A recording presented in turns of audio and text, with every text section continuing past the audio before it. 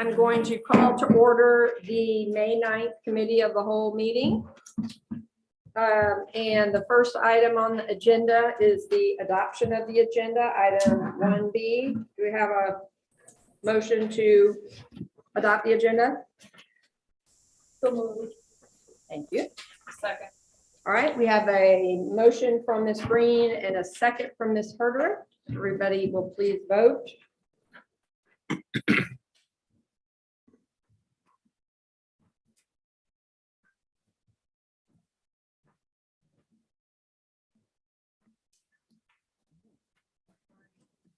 Yeah, that's my pet owl. What's your phone? those are fun. Oh. I turned it off. Turn off the sound. Sorry about that. Okay, Ms. Green's getting in real quick. Ms. Green, you want to do a vote? I just did. Okay. Okay. Got it. All right, the motion passes. The next item is public comments in person. And Ms. Waters is not here today. She's joining by phone. So is that list over, is it over there? Okay. Okay, thank you. Thank you. So everybody should have gotten an email with the list of email comments, but for public comments today, we've got a few people, so we'll just go ahead and go through. So please come to the podium and you'll see the timer up there. First is Gary McCullough.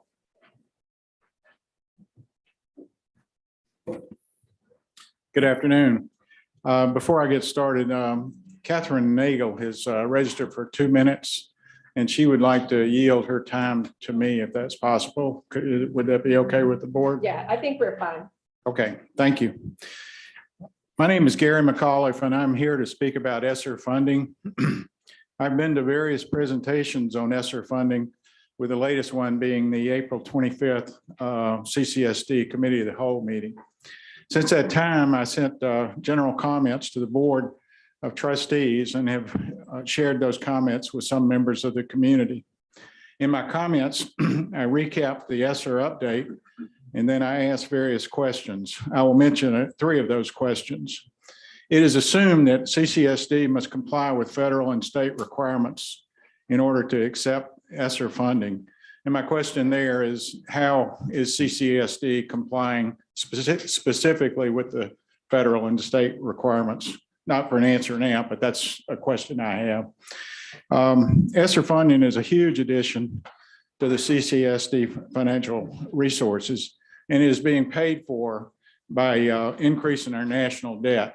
My question here is, are all the people that are involved in making decisions on Esser funding aware of the fact that it is a huge amount of money and that it is being paid for by an increase in our national debt? The third question has to do with the implementation of Esser funding, because I think it has a possibility of interfering with the prime focus of CCSD, which of course is education of the current students that are in class.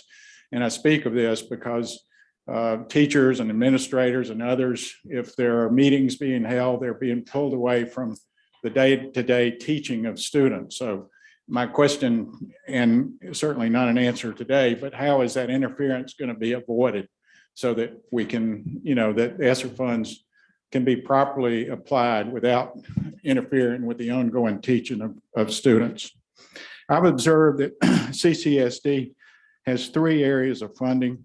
The operating budget is an annual budgeting process that has a history of expenditures in the past. The capital budget items are specific items that are based on scope of work, bids, and a selection process. The Esser funds do not have that history that the operating budget has, and they, at this point, have not developed scopes that are consistent with capital budget items. So my thought is that CCSD needs to develop a budget structure of Esser funding that incorporates features of both the operating budget and capital budget items. My concerns are really twofold. I believe that the public has not been informed on the extent of Esser funding, the nature of state and federal requirements, and the fact that the funding was paid for by an increase of our national debt.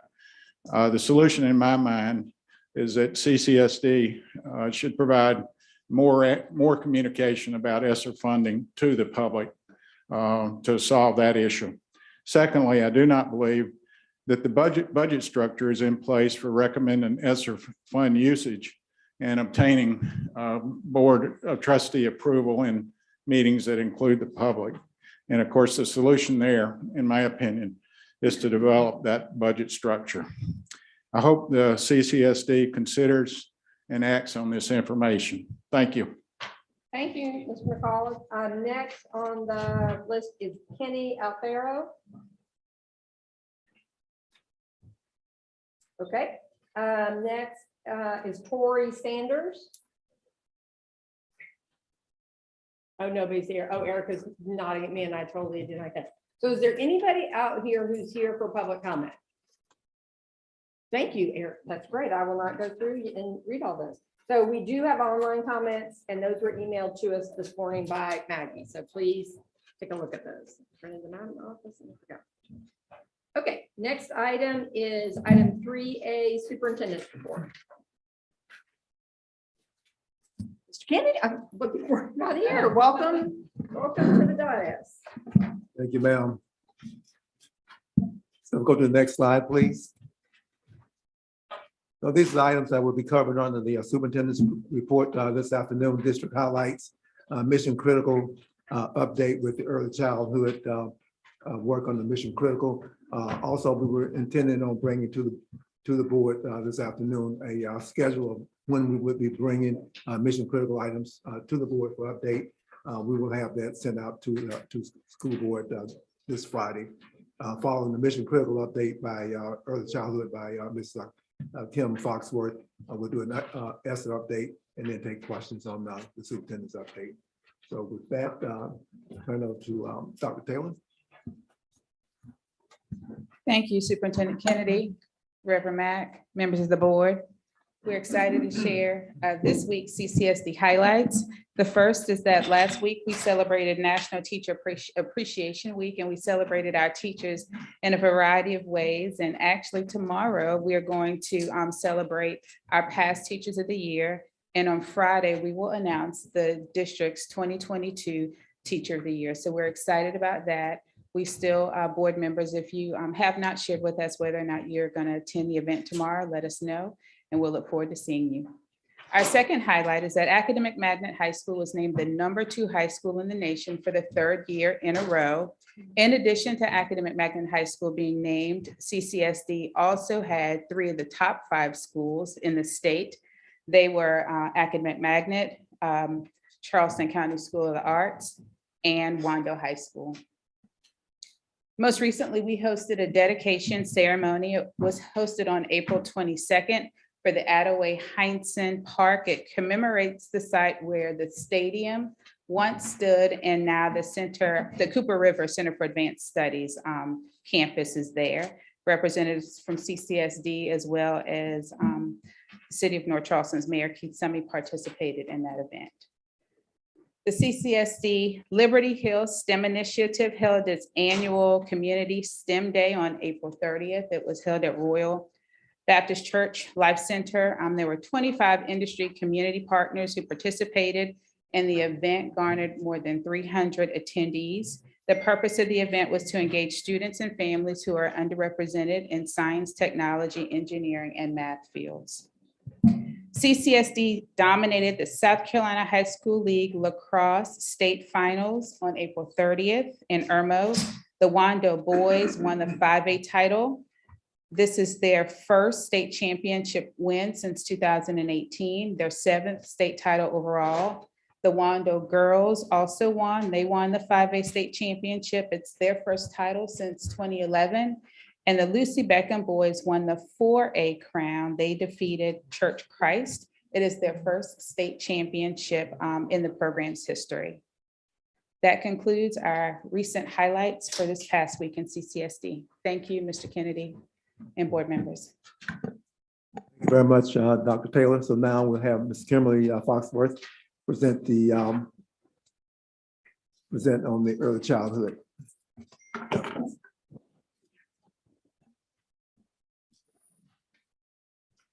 Good afternoon, Reverend Mack, Vice Chair Waters, members of the board, Interim Superintendent Kennedy, and guests. Thank you for being here. Today, I'm going to give a brief update on the early childhood work we've been doing over the last couple of years, specifically about expanding access to pre-K in our county. So over the last couple of years, we've been very busy, which I'm very excited about.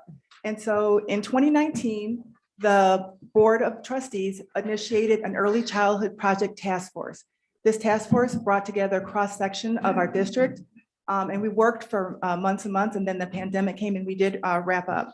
But some things that came out of the task force were the Mary Ford Early Learning and Family Center, which I think many of you are familiar with, centralizing and aligning the CD application and screening process to ensure equity for enrollment, researching and implementing a new research-based curriculum for our 3K and 4K classrooms.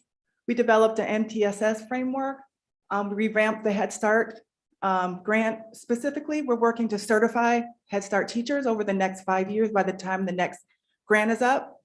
And then we worked specifically on a plan to expand pre-K, and that's why I'm really here today. But that's the work that was done as part of that task force. So for expanding pre-K, what does that mean? The team, a committee, worked on developing a multi-year plan to make sure to see if we can get access to more kids. Currently, at the start of the school year, we had 945 students on the CD waitlist across the county. And so what we want to do is see how we can expand pre-K for more children. And so this expansion aligns with three things. It aligns with the project task force I just mentioned. It aligns with Vision 2027, which is the Esser funding that is specifically laid out in. And it also aligns with the strategic plan goal, goal 1 about maximizing achievement. Next slide, please. So what does it mean? We can have more access to at least 494 students using Esser funding. We'll reduce the waiting list. We're going to increase access for high quality programming. And then we're going to create a long-range plan for universal. This plan is not talking about universal. And when I say universal, I'm talking about pre-K for all, but this does give us an opportunity to offer it for more students, but it is part of the long-range plan. Next slide. This committee that worked very hard since 2019 used multiple data points to determine the school needs. We looked at enrollment data, we looked at trends, we looked at FastBridge, we looked at our applications that we received in Head Start, the number of applications we received in CD, 4K, pre-K, that's all the same. I'll try to use the same language. We also worked with the operations team to examine the current facility. What you'll find as I keep going, what you're gonna find is we have a lot of need, but the places we have a long waiting list, unfortunately, we don't have a lot of space. So we did look at that. And so in the end, we organized our schools by stages because it's impossible to, at this point, to expand fully. And so to make it digestible, we expanded into stages. When you hear me say the word stages, it's a group of schools where we can easily expand pre-K. Okay, next slide. And so the criteria we use, I kind of touched on this, is we looked at the academic need because our first and foremost responsibility is to make sure the students who need the program most get in the program. And so we looked at FastBridge reading, kindergarten readiness assessment. We did look at my 80s at the 4K assessment. We also looked at demand. How many applications versus space versus parent feedback, all those things. We looked at geographic trends. Where are families applying from? What schools? And where are those students located? Every year, as being in charge of Head Start, we have to do a community assessment that also provides us some really good information about the number of students that meet the poverty guideline by zip code. It tells us how many in our community are 1, 2, 3, 4. It gives us a lot of information. And so we also use that as part of our determining the stages. Next slide. And so what you have in front of you is what I'm going to go through is kind of the stages of the school. If we were going to expand using Esser funding, where we would start. And so for stage one, they are schools that currently, if you look at the chart, do not have a waiting list. They didn't, we don't need any additional classrooms, but, and so what we want to do there, we think there are kids in those communities that are not utilizing pre-K. So for stage one, using Esser funding, what we want to do is do community-based campaigns, identify those students. And in those schools, we could say that it's universal. Anybody who wants pre-K for those schools could join. And so that's what we do Esser funding, a communication and marketing campaign. Stage two, those are groups of schools that through your work have already been identified to be part of an early learning center. For example, the James Island Early Learning Center is already in your funded list, and that would be in our stage two. And then the Lambs Goodwin Early Childhood Center. And so those centers would help us meet the current need, but also expand and meet the needs of more families in those areas. And you can see there. And then stage three, those are the schools that have a higher academic need, have very high enrollment demand, and have no space in the building for additional 4K classrooms. And so this is where we're going to work together through Esser funding to be creative and try to meet the needs of these students, because these are the students we want to get in school. These are the families we want to support. And then stage four, these schools have a lower academic need, but there's no space for expansion, but we have a high demand for interest. And if you look at the waiting list as you go along, we have that's where almost half of our waiting list is for these stage four schools. So pre-K expansion and Esser funding, what would we use the money for? For stages one would be, I already said, the communication campaign. We did allocate some funding if all of a sudden we get the word out and we have some communities that the kids come out and start utilizing the service, there's funding for additional staff. But really for that is the communication and marketing campaign, getting in those communities and telling families about pre-K. And then the others for stage three would be the modular classrooms, transportation if we need to, obviously purchasing curriculum, screening and assessment materials, and furniture for the stage three schools. All right, the next one, please. So what is the timeline? So thinking about Esser funding is for this year, this coming up school year, the 22-23, we would focus on the schools in stage one, and you see them listed there. We get into the communities and try to get the more students in the schools at those schools. And remember, and when I'm talking about those, they're all zoned schools, zoned students who live in those attendance zones. For 23-24, obviously the work would start in 22-23, but would really expand access. This is where you'd see additional classrooms coming at the schools designated. We would either work with the principals to find places in the building, do modular units, or use alternate locations near the attendance zone to house the students. And then 2024 and beyond is the work that you've already started with early learning centers and our continued work to try to find space at the places where we need it the most in stage three schools. So why should we expand? For one, our data is telling us our kids in pre-K are doing pretty well. CCSD notably over years has compared to the state in the kindergarten readiness assessment does really well. And so if you look at the last column there, the students who participate in 4K are doing as well as the rest of the kindergartners. And just to remind everybody, the students who participate in 4K currently are screened and we rank and prioritize for students who have an academic need. So these are students that we are working with we're working with them and their families and the teachers to bring them along so they are ready for kindergarten when they start in the fall. And you can see that we're doing pretty well with that, but there's always room to grow. And also another reason is that all the research is talking about first grade reading readiness. And in 4K, we use the MyEGDs assessment to measure their progress. We use it 3 times a year. And these are 3 of the tasks in the literacy, 3 of the literacy tasks. And you can see by the spring of 2021, those are our kids from last school year who are now in kindergarten.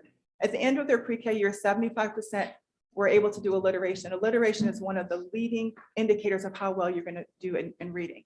And then to bring you the most up-to-date data. We are in the middle of my IGD's administration now, so I don't have any current data, but you can see that in the winter, we're making strides. So in the winter that we just completed, in the winter of 2022, 63.5%, we're already on track in alliteration for tier 1. And so one thing we have to remember is if we expand, we need to monitor to make sure the funding is used appropriately and correctly, and make sure that we're getting the students and families we need. So our department will monitor the pre-K applications and waiting lists. We also will look at 3-year-old waiting lists for a Head Start. We'll look at student achievement data, spring my IGDs at the end of the year, the last administration, to make sure that they are meeting our expectations.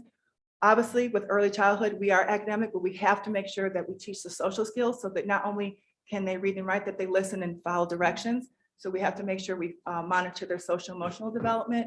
We'll look at the KRA Fast Bridge. We also have to work with the operations team to look at school capacity, because that's when in a minute, you'll see my biggest obstacle, which is school capacity, making sure there's room for our programs. And then obviously looking at the Head Start community assessment.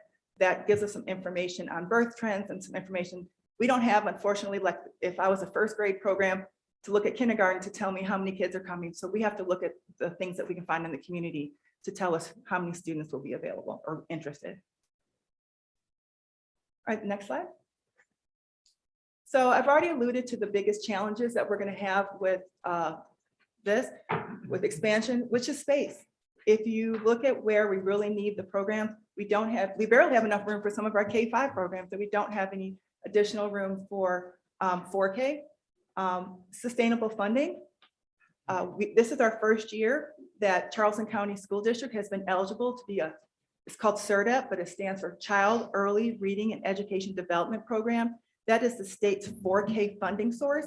Up until the 21-22 school year, Charleston County Schools was not eligible. We are in our first year and we have 23 classrooms that are CERDEP, and that is additional funding for our district. And next year we're on par to do 46. And we just found out Friday we're eligible to take a couple more. So that's another possibility. And so, but we do have to work with the state since our first year. We don't have any trends to see, are we going to continue to get this forever or what? And then obviously the board has been so supportive of pre-K, but we know that it is also a demand on GOF. So that's why sustainable funding is also a challenge. And then unpredictable enrollment trends. You know, we have to go with how many kids are born and how that comes, and that's a little bit unpredictable. So those are our 3 biggest challenges that we will continue to face. Next slide, please. And the last thing I wanted to mention is early childhood is a community effort. Earlier in March, I met with my team, and I met with the state 4K director, who they are First Steps director, who is also trying to expand pre-K. First Steps, they expand pre-K in private nonprofit childcare centers, and they are really struggling to get some space. And so one thing we said is let's partner together because we're one community. And so I told them where our biggest waiting lists are, and they are focusing their search for childcare centers in those areas. So I'm hoping that helps us in some of the areas where we don't have space. And also we want to plan some common curriculum training, because whether they come from CD or they come from a private childcare, they're still coming to us in kindergarten. So it's going to be great if we can partner around professional development to make sure that the teachers in the private childcare centers know the expectations that we have in our teaching. We already did the First Steps 4K in our program, already do the same curriculum. So it's just a matter of some joint training. Maybe we can learn from one another. And so we had the team, I don't know if Erin here, she wasn't able to make it, but Erin Young and Adrian Lauder were the team leads for this project. Every one of those projects you saw on the first page has a separate team lead.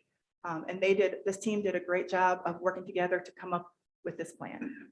And that's all I have. Thank you very much. Great. Do we want to go ahead and ask questions now for this item? Okay. Board members, do you all have any questions on the early childhood presentation? All right. All right. Which one? You want to go? Yeah, Reverend Mack, sure. and then I'll get French. So thank you, Ms. Foxworth, for this presentation and for the team. Of course, you know, this has always been top of my radar as far as how to expand pre-K. So, and I know you put out some challenges. So my question becomes, and I'm not sure that I saw this in the presentation, but how we're going to, we know what the problem is. So we have to come up with a solution. So we have to start someplace. And we talk about how important this really is in setting the stage and the bar as our kids project into our schools. So what is really next step in trying to break some of those barriers so that we can do this expansion inside of our schools? I mean, because it bothers me that we are, when I said it bothers me, I'm talking, holistic. It just bothers me that we know that this is critical with kids entering into the public arena or into our schools, that this is something that is beneficial to them. So what is the first thing we're going to do to break that ice or to break that barrier? And this may involve, capital department as well too, to help us with this.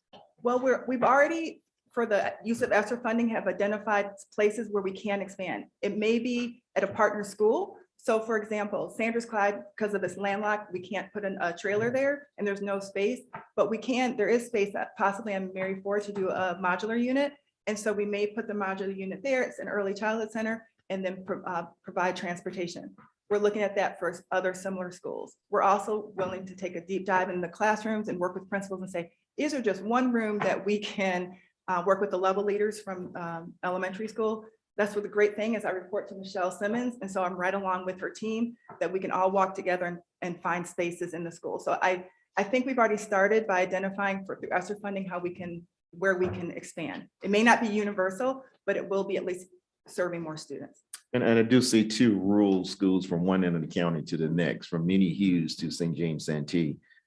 Very, very rural community and population. So, those areas are very critical in trying to, and you can, I'm sure the data of the testing that will show that in those rural remote areas where there's not the greater of the resources, that those kids are more prime than anything else in trying to help get them in the program real early. So, I would just highly suggest that when we look at the whole scope of this, that we are targeting and hitting those particular areas that are greatly needed. Those are actually in our stage 1 schools. We just need to get into the community and say, we have a program, and tell the families, you don't have to worry about, you're going to get in because you live in this attendance zone. And so, because we're at that place with those stage 1 schools that if we can get the kids, they can come in. It sounds like we need a mobile unit to travel up to those Yes, areas. I'll go if you go. I'll go. You just Okay. tell me when. Dr. French? So just similar lines, I guess, but if we're going to transport students from an area downtown to North Charleston, are we looking at other options for locations? Because maybe the academic need is where it needs to be met. And so I know that you have laid out, well, this is sort of like the easy steps that have come first. And I understand that because logistically it can be very complicated and expensive, but if we're really going to stay on target to reading by 5th grade on level in a few years, we've got to get this going. So what are you doing to make sure that priority stays in the front of this timeline? Well, one thing is the way that the schools are organized, it ensures that the stage 1 and 3 schools are the schools that need the program the most. And so we need to stay focused in those schools. We need to go in the school building. Obviously, our first choice is to be in the building, right? So the kids don't have to have an extended bus ride. But we don't want to just close the door and say, there's no room, that we can't serve them, right? So we will do whatever we can, particularly with Esser funding, to make sure there's space as close as we can to there, because it's also with families, we want them to participate in the school. We don't want it too far where they can't come and eat lunch or read to the student or participate in the activities. So we want to make sure it's as close. But I think working with the operations team, we're going to find spaces at least for a good number in stage 3, which is the schools in there. But that is our priority. Ms. Coates? So thank you. I'm actually looking at your 2019 presentation. So you have 13 schools in 2019 that you were going to hit at the same time we did the Mary Forward. And when we get our student achievement data, we've never been provided that in the board meeting with the schools listed. So we don't know how successful this is. Okay. Can we get this data? What we have is categorizations of poverty or demand, but we don't have the school name. So it'd be really great to see that Mary Ford is working. Therefore, we should be building James Island as fast as we can. I think that would help you because right now, the only thing that we have is about a $20 million a year expenditure and about a 50% reading on grade level rate. And I think that's not good enough. And I also happen to think that might not be an accurate picture of the work that you're doing. Okay. So if you could tie this to the schools, that would be tremendously helpful. That's something, Buffy raised her hand, shook her head and said something we can do. Yes. The Esser, the amount of the Esser funds, give us an idea, because sometimes we sit up here and someone says we're going to use Esser funds, and the next meeting, it turns out some meant $24 million. Sure. Just give us a ballpark. I believe in Mr. Kennedy's last presentation, it was $5 million that was designated, and that's what we'll work with for the modular unit staffing, the things I listed. And so did you hit these 13 schools? I have to recall what those 13 schools are. If you could, I can go back and look at and see what those. Picture. Yeah. So yeah, We'll get them. Okay. you're right. Because, and the other thing is, I think it would be good to identify, going back to what Reverend Mack said, you've referenced 2 or 3 times, highest need, highest demand, and least amount of space. Give us some names to go along with that, because automatically we would think St. James, we would think the outliers. And the truth is, based on both of these reports, that's not the case. Where are these schools that you're struggling with If space? on page, just for your reference, on the page that starts with early childhood expansion stage 1, in the upper corner, there's a pre-K expansion by stages. It tells exactly what schools are in every stage. The early childhood with stage 1. It's a link that, Oh, so I'd have to click on the hyperlink if it's not printed. right, Gotcha. but it is a hyperlink that tells, it looks like this, Page 11. that tells Right, us. I'm looking at it. schools. So I can hyperlink to find the schools you're referencing. Yes. Thank you. Ms. Turner? That was actually my question on the schools. So for the 2022-2023 timeline, all of the schools listed under stage 1 will be online? The stage 1, they're ready now. We just Okay. have to get into the community and say, if you have a 4K student and live in that attendance zone, you can come. Okay. So that's for stage 1. Stage 2 or 3 and 4 are not at that level yet. So for a school like Memminger, who's countywide, the 4K program will not be open for countywide enrollment. No, it'll be for, we can say we have universal or expanded access for those in the attendance zone from Memminger. Okay, and will that be the same for James Island? Yes. Okay.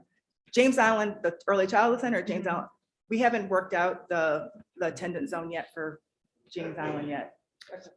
The new early learning center. Okay. Anybody else? Dr. Frazier? Yes, I just have 2 questions. Mhm. For the SERDEP funding, Mhm. what prevented us from accessing that money in the past? And what are we doing now to prevent or keep that from happening again?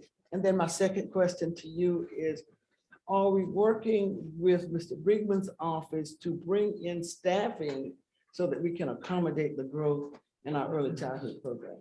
So to answer the first question, Charleston County, there's nothing wrong. Charleston County School District was never eligible to be a SERDEP district until this school year. With the change in legislation, they've lowered the poverty level, and so they expanded access. If we would have, I'm sure that if we would have been able to, we probably would have done it, but this is our first year.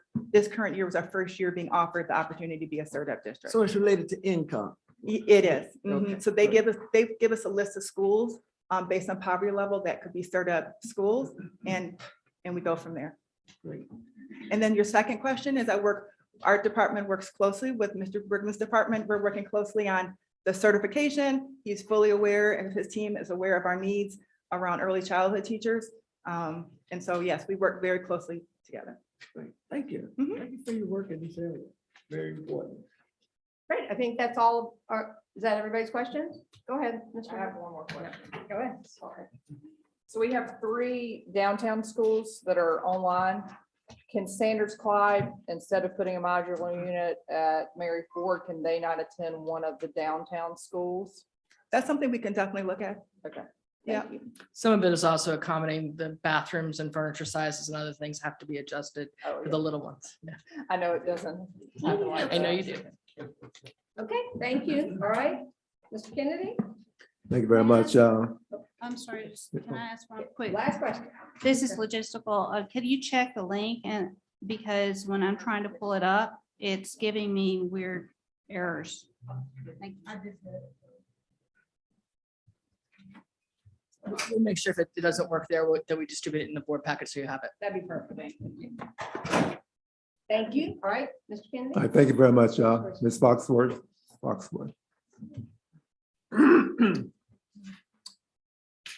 So the next part of the superintendent's update refers to Esser 3 program. I have 3 pieces here, the procurement process for community-based organizations. I'll give an update on where we are with funding expenditures on all 3 Esser funds, and then what the next round of spending looks like for the Esser 3. So next slide, please. So just want to reiterate that the procurement process for the community-based organizations are the same processes and procedures that we use for contracting or going to having an MOU with any type of organization, nonprofit or for profit. So typically with our community-based organizations, nonprofits, we enter into a contractual agreement through an MOU, but that MOU starts with the district owner, whoever's going to be the recipient of the services, and then they contact the budget office. We have to put into the system a budget, and before expenditures can be made, once the budget is put into the system, then it's incumbent upon the organization within the district who's going to be managing the work to reach out to procurement, initiate the procurement process. And there's protocols that we have to go through on this diagram here, just indicates the various steps that we go through. But again, those steps are aligned with all of the procurement rules that we have for nonprofits. So it would be no different from the community-based organizations. So for instance, on April 25th, we presented to the board the school-based plans, and school-based plans had 3 components. One was material purchases, one was increase in FTEs, and then the third area, was partnerships with community-based organizations. So now that we have those plans up and running, by the way, they're all on our website. We put them on a couple of weeks ago, and then it's incumbent then upon the school principals and their leaders to be able to initiate any work with CBOs going through this process that's shown here, which is the standard procurement process. Next slide. So this slide here, this table here at the top shows the expenditures from inception of the Esser 1, Esser 2, and Esser 3 grants to date. You can see for the first line, Esser 1, the district received $13.4 million. 100% of those dollars have been spent. So that we have already applied for reimbursement from the state for that $13.4 million.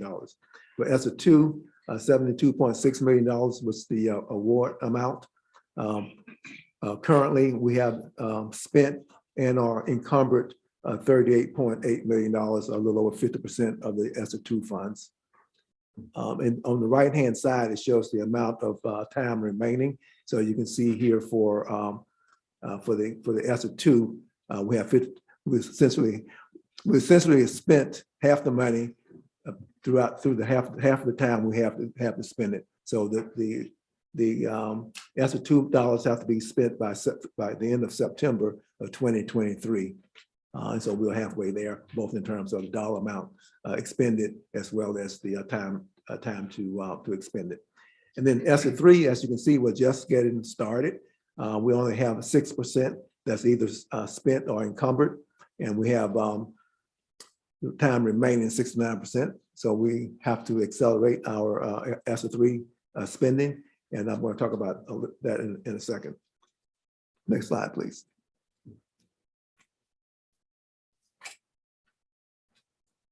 So the last two slides here were presented to the Audit and Finance Committee last week. And it shows it, if you go to this next slide, please. At the bottom there, right-hand corner, we reviewed with the Audit and Finance Committee ESSER 3 expenditures and for the next round of $22.2 million. And that's comprised of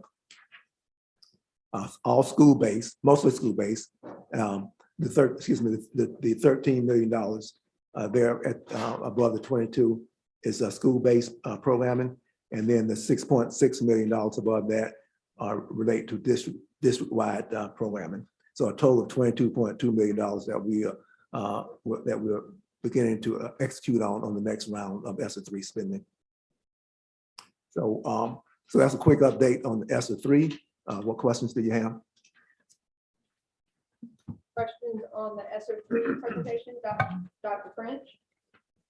So based on the school proposals and mental health plans, implementation plans, how much do you expect us to be spending in the upcoming fiscal year, the budget that we're about to vote on? How much of that ESSER money will be spent during that year?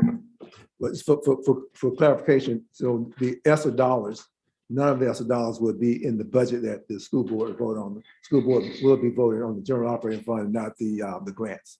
Okay, so how much of the ESSER money that we spend for the school programs that you're reviewing right now will be spent next year during the school year? I just want to understand if we're on track to spend the money, and are there other programs where we will be spending that money?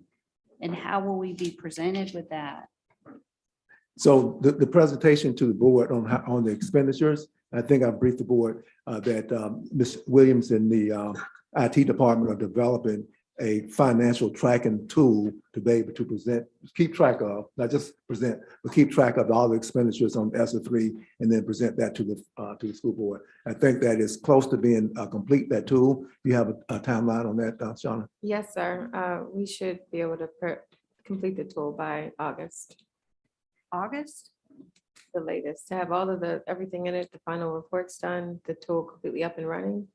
Yes. So that we won't know anything about ongoing expenditures through your tool before the budget year begins. We have a draft version of the tool. We're still going through and calibrating the data into it to make sure it's accurate and aligns with our financial management systems. We can expedite it before August, but that's just where we are as of today.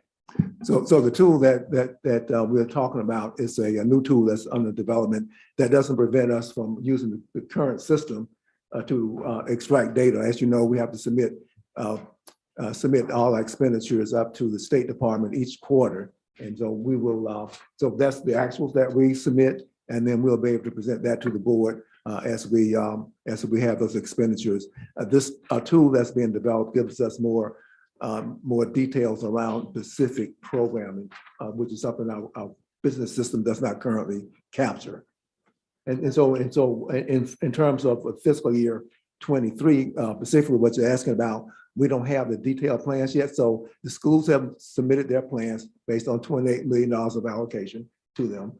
There's $76 million contemplated by the school district. This is through the life of the ESSER 3 grant, not just for upcoming fiscal year. And so once those plans have been developed, we have to get those into the system, to the business system, the accounting system. And then once that is done, then we're able to track at a certain level that we can present to the board. But the level that we want to present, this is the new tool that's being developed.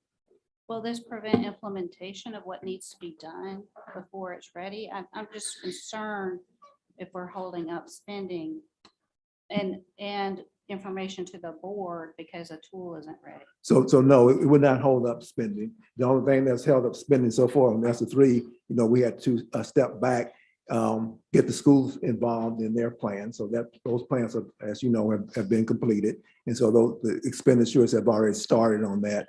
As I indicated a few minutes ago, the $22.2 million, 13 is school-based, which they're already starting to spend. And so the district has, so each year we have anywhere from 80 million to $100 million of grants. And so we have numerous grants that we manage. We just haven't in the past had this tool that we're developing to specifically manage this to give more visibility to the community and to the board. And so that's what's being developed. But there's nothing to stop us from expending dollars and managing and reporting. All right, Reverend Mack? Yeah, so actually, it's just a comment. It's not really a question, but I believe just going back when Dr. French was talking about, and I think the board has been asking for is clear transparency of how these ESSER dollars are being spent. And I think the tool that's being developed, if I'm hearing from you correctly, is the tool to make sure that not only board gets update, but then the public can also see how these dollars are really being spent and where they're being spent. And this particular tool, would that be transparency as well? It will be, and that tool, once it's complete and we start populating, and we will also have that on our website for public consumption. Yeah.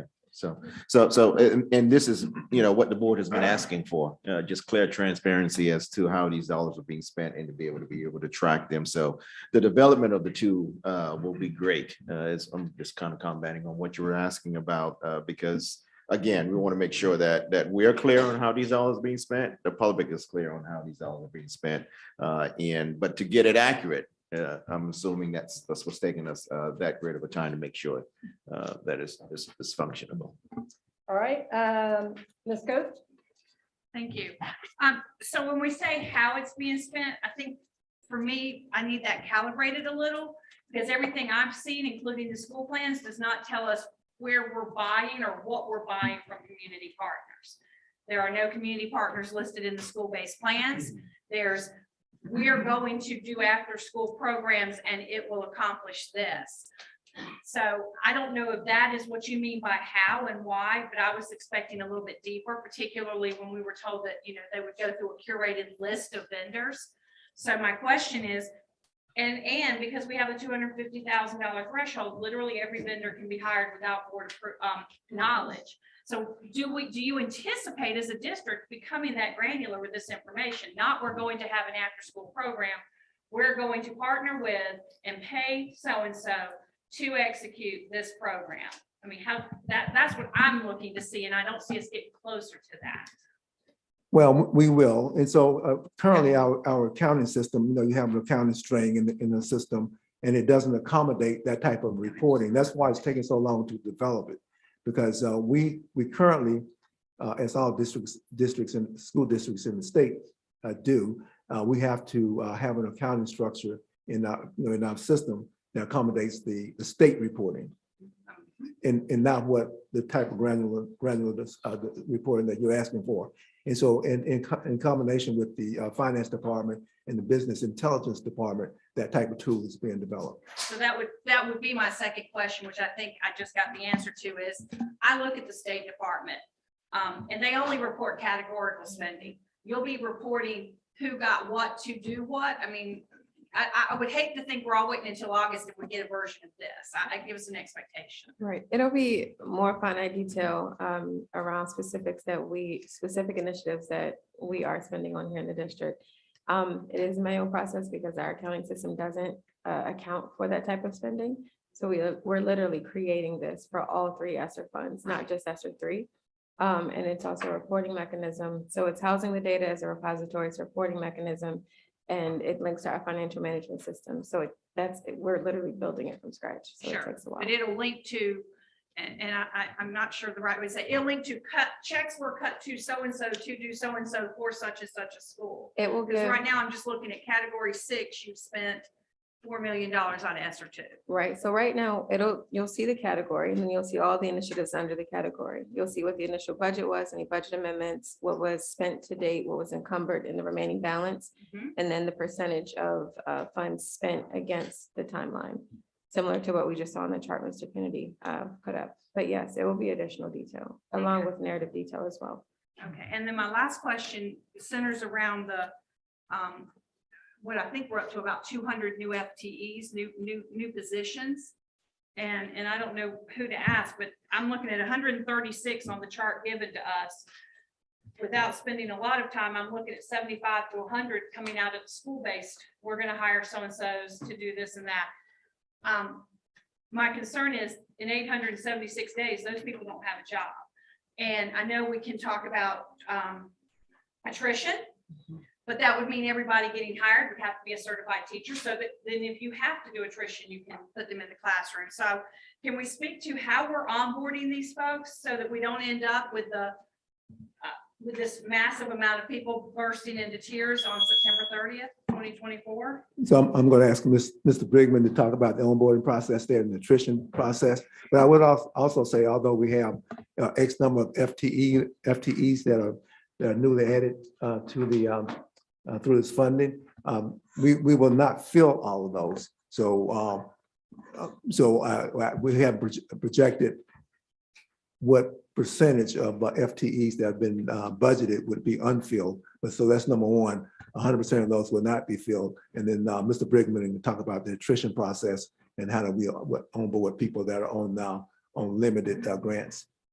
Sure. So, Mrs. Coates, we're not advertising the positions that they are a limited number of days, especially for certified. And I know at Audit and Finance, I talked about attrition and just the number of teachers we hire every year and the teacher pipeline issue that we are all experiencing.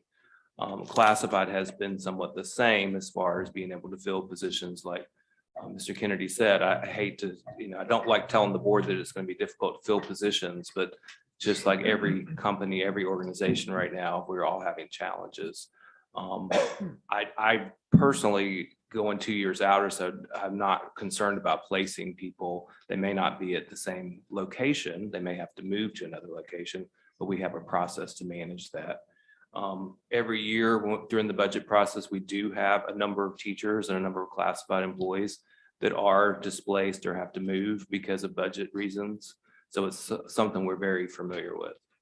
I guess my only question is I don't want to end up with 200 people that are not certified to teach and you have to place them. You see where that doesn't solve your problem. All right, I'll follow up on, I have a question on that. Okay, next is Ms. Green and then Dr. Frazier and then Moore.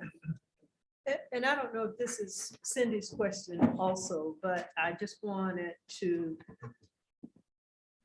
the amount of money that we are giving or granting to the community organizations, where is that? Is that somewhere we could go and say, company ABC, we are paying you $10,000 to do A, B, C, and D? Is that on a website? Have y'all done that kind of detail yet? So number one, we haven't awarded any MOUs of dollars to any of the CBOs yet. Okay. That's the part of the process. So for instance, a school might say, I want to have a after-school program or tutoring program with X CBO. But that didn't commit a dollar amount. So I mentioned a few minutes ago, that's a process of getting to a contractual MOU. So once we have that with any CBO, a community-based organization, then that data will be available. For every MOU or financial arrangement or contractual arrangement that we have with one of the community-based organizations, that community-based organization will be identified and the dollar amounts associated with it, and where that work is being done at school X or department X. So is it reasonable to think that we aren't going to probably have any contractual arrangements for this fiscal year, this academic school year? I mean, with any of these companies, maybe we will have some summer programs? Yeah, I would say we would enter into arrangements this fiscal year for work this summer, which will be in fiscal year. Some of that will be Academic year. Well, it'll start after this academic year. Right. For the summer, for this summer. Gotcha. Okay, thank you. Dr. Frazier? Yes, my question relates to sustainability. When I look at the CBOs, I see some organizations who have had no experience in partnering with the school district or any organization associated with children. How are we going to make these organizations accountable after they have spent the ESSER funds? Do we have a plan? Will they be required to show some proof that they can repay this money or, I mean, are we expecting them to deliver based on what they say that they're going to propose for the district? How are we going to work that into this plan that we're working out? So a couple of things, Dr. Frazier. One, we have in place a prototype where we've been working for several months with several community-based organizations. They are not contracted with us on this work. So two of them were organizations that, if you recall, 2 years ago when we created the learning pods during the first year of the academic year, August, September of 2020, that fall when we created the learning pod. So we have someone working with those organizations to do exactly what you're saying, trying to analyze how do you measure their effectiveness. And so then for programs that are effective, that have been community organizations that are engaged with us, then how do we identify what's effective that we want to continue in terms of being able to sustain their work.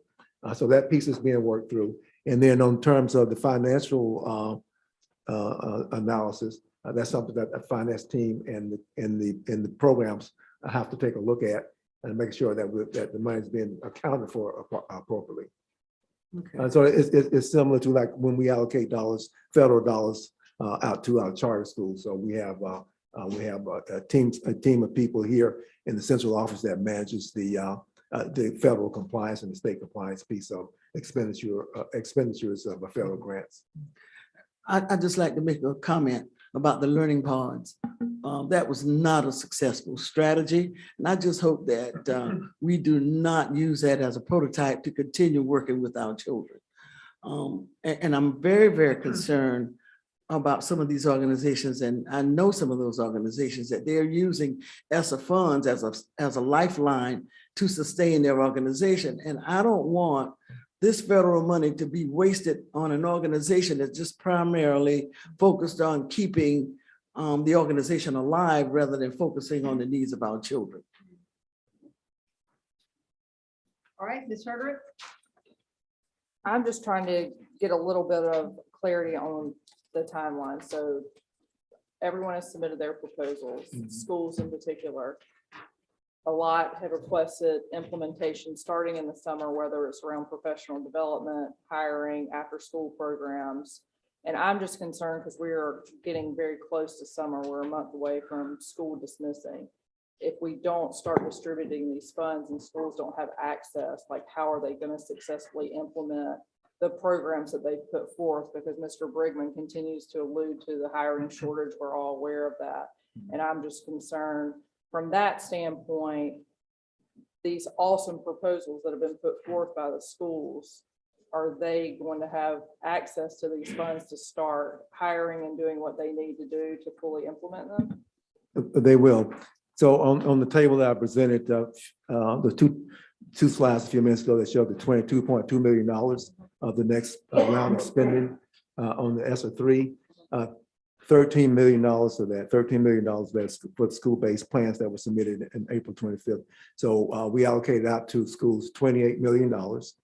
And so the first $13 million of that was presented to the Art and Finance Committee Tuesday of last week. And so that is now has entered that flow process there into the system so that those schools can begin expending, which includes hiring FTEs. Okay. So 13 million out of 28 million has been authorized for them to spend. Okay, thank you. I think Ms. Coakley's hand is raised. Ms. Coakley, do you have a question on the ESSER or on superintendent's report? Yes, good afternoon. Yes, it was kind of in reference to the same thing that Dr. Frazier was saying, that I to myself, when we're looking at the community partners and organizations, that wanted to know that what type of accountability that we were going to make sure or hold measures that we were going to hold these people to, and what type of research that we actually do, in reference to some of these people, or what are we going to do before we allocate this money? Because like Dr. Frazier says, we want to make sure that this money is actually going towards the children and the services that they're actually supposed to provide, and not actually going towards sustaining, you know, their own personal agendas. So accountability going in, the research that we did as far as some of the community organizations, and if anything, is there any accountability that's going to be held if we figure out that their money did not go towards doing what it was that they're supposed to do for the kids?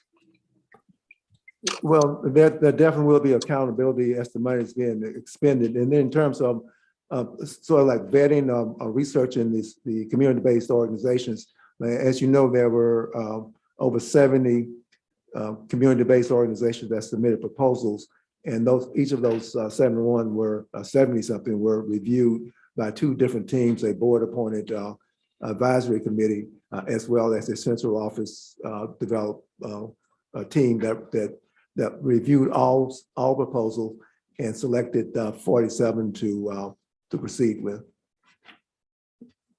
Okay, all right, before we go to second question, I have a follow-up. I have a question that kind of goes on what Cindy was asking.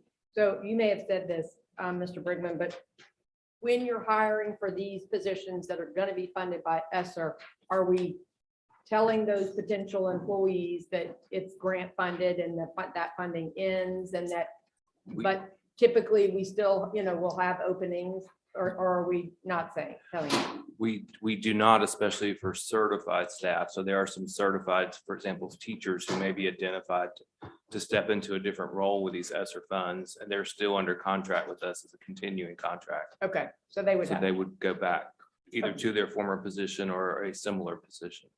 Okay, and I think Dr. French has that follow-up question. Yes, so one thing I'm curious about is whether or not a lot of the school proposals included after-school programs, for instance. Are we looking back at the partners we had before the pandemic to make sure that we know whether or not they want to continue? And the one I'm most familiar with is the city of North Charleston allowed us use of their community centers for space. And I don't know if they also had staff that they paid for the staff that ran those programs, or if we did. But I think we need to look back at that model and see what was good about it, what we could improve. Because rather than going out to an organization that may not be ready to take this on, let's look at an organization that has done it and has served our students pretty well. So, thank you. Okay, all right. Anybody else have any other questions? Thank you. All right, anything else, Mr. Kennedy, or does that complete your superintendent's report? That concludes the report, Ms. Darby. Great, thank you. The board's pleasure, Mr. Lewis, who is our D10 constituent board chair, got here at the beginning of the superintendent's report, but missed public comment. He's here to make comment, and since he is a constituent board chair, I was hoping we could give him his couple of minutes to do public comment. Is that okay with everybody? All right, Mr. Lewis, you want to come on up? And Good to see you. Good evening, good evening. thank you. It's a pleasure to be here again.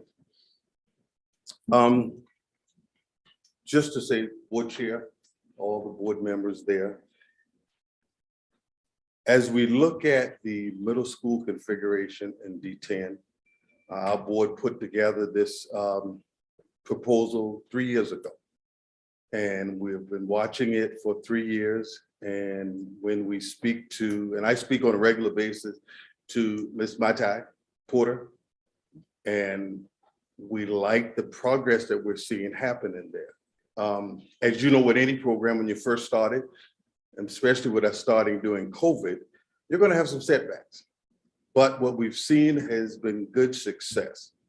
There are some things out there that are being said, and I know you've all received some emails about some negative things. You'll find that everywhere. And if you're looking for negative, you will find it. But as a board member, I look for success. And there's several schools around the country that are using the 6th grade academy, and they are successful and have been successful for over 10 years. As close as Marietta, there's one in Marietta that Dr. Williams and I were going to visit before COVID, but couldn't because of COVID. But I say to the board, as we move forward, allow this program to manifest, and do what it should do with the support of the board and the district and the community, and you will see the success in District 10. Now, I've had an opportunity to sit down with Mr. Baroy and look at his presentation that he's going to present to you with the building plan, and have discussed it with my board, and we're in favor of it. Perfect site, does not involve any transportation issues, any parking issues, and there's room for growth. We say as a board, continue this program. Let's do what's best for our kids. And I grew up in District 10. I believe in it. I believe in the staff at CE North, and I know they'll do what's best for our kids. Thank you. Thank you. Thanks for coming. And I know we have a couple of other D10 constituent board members here, so thank y'all for being here. We appreciate it. Okay, next on the agenda is the Strategic Education Committee. Ms. Herder. Thanks, Ms. Darby. First up is item 4A, annual waiver renewal request. Ms. Belcher. Is that going? I'm actually defer to Ms. Roberts, please. Ms. Roberts.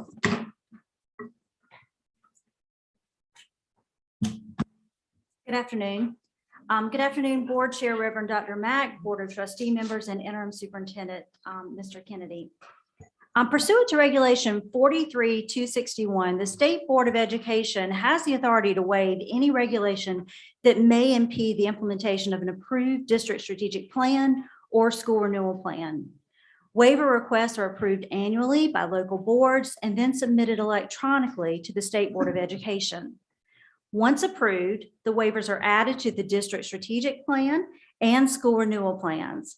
To comply with this process, the district has provided the drafted submission forms, which detail previously approved waiver requests that need to be resubmitted for the upcoming 2022-23 school year. We've also provided an overview document which outlines examples of how these waivers have previously been used to support teaching and learning in our CCSD schools. The waivers related to schools of innovation are not required to be submitted annually and are not included in this waiver submission request. However, we did provide that waiver information for those currently approved CCSD schools of innovation, Meeting Street Elementary, as well as North Charleston High, in the overview document, just for your reference only. So the district humbly asks that the board approve the waiver request for submission to the South Carolina Department of Education and to the State Board of Education. Thank you. Thank you, Ms. Roberts. Dr. French. Okay, I have a question about the documents that Yes, you ma'am. put in board docs. The waiver forms are all identical. And they all say that these were approved on April 5th, 2022. So we haven't gotten the documents you gave to us to review. That, I think I know where the confusion is.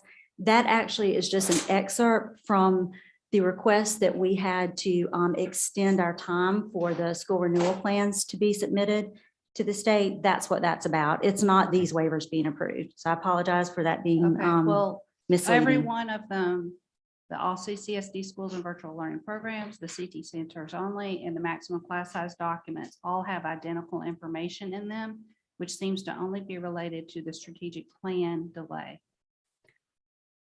That's Those three different documents look exactly the same when I click on them. They're exactly the same content with different titles for the files. There are a couple of sections. This is like a standardized form that the State Department of Education requires. So you really have to scroll all the way down to see the actual waivers that are being requested. And I'm happy to, It to walk. only talks about the school renewal plans. It doesn't say anything about virtual schools. That's just the first section, Dr. That's all I've French. got. It's 5 pages in each document.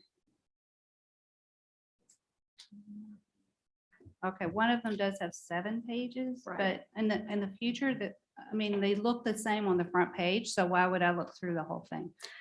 The waivers, the 4th document does have all the waivers listed, but I really need to understand, did you already submit these and get them approved by the board? And if not, why is that date in there? Why does it say they were?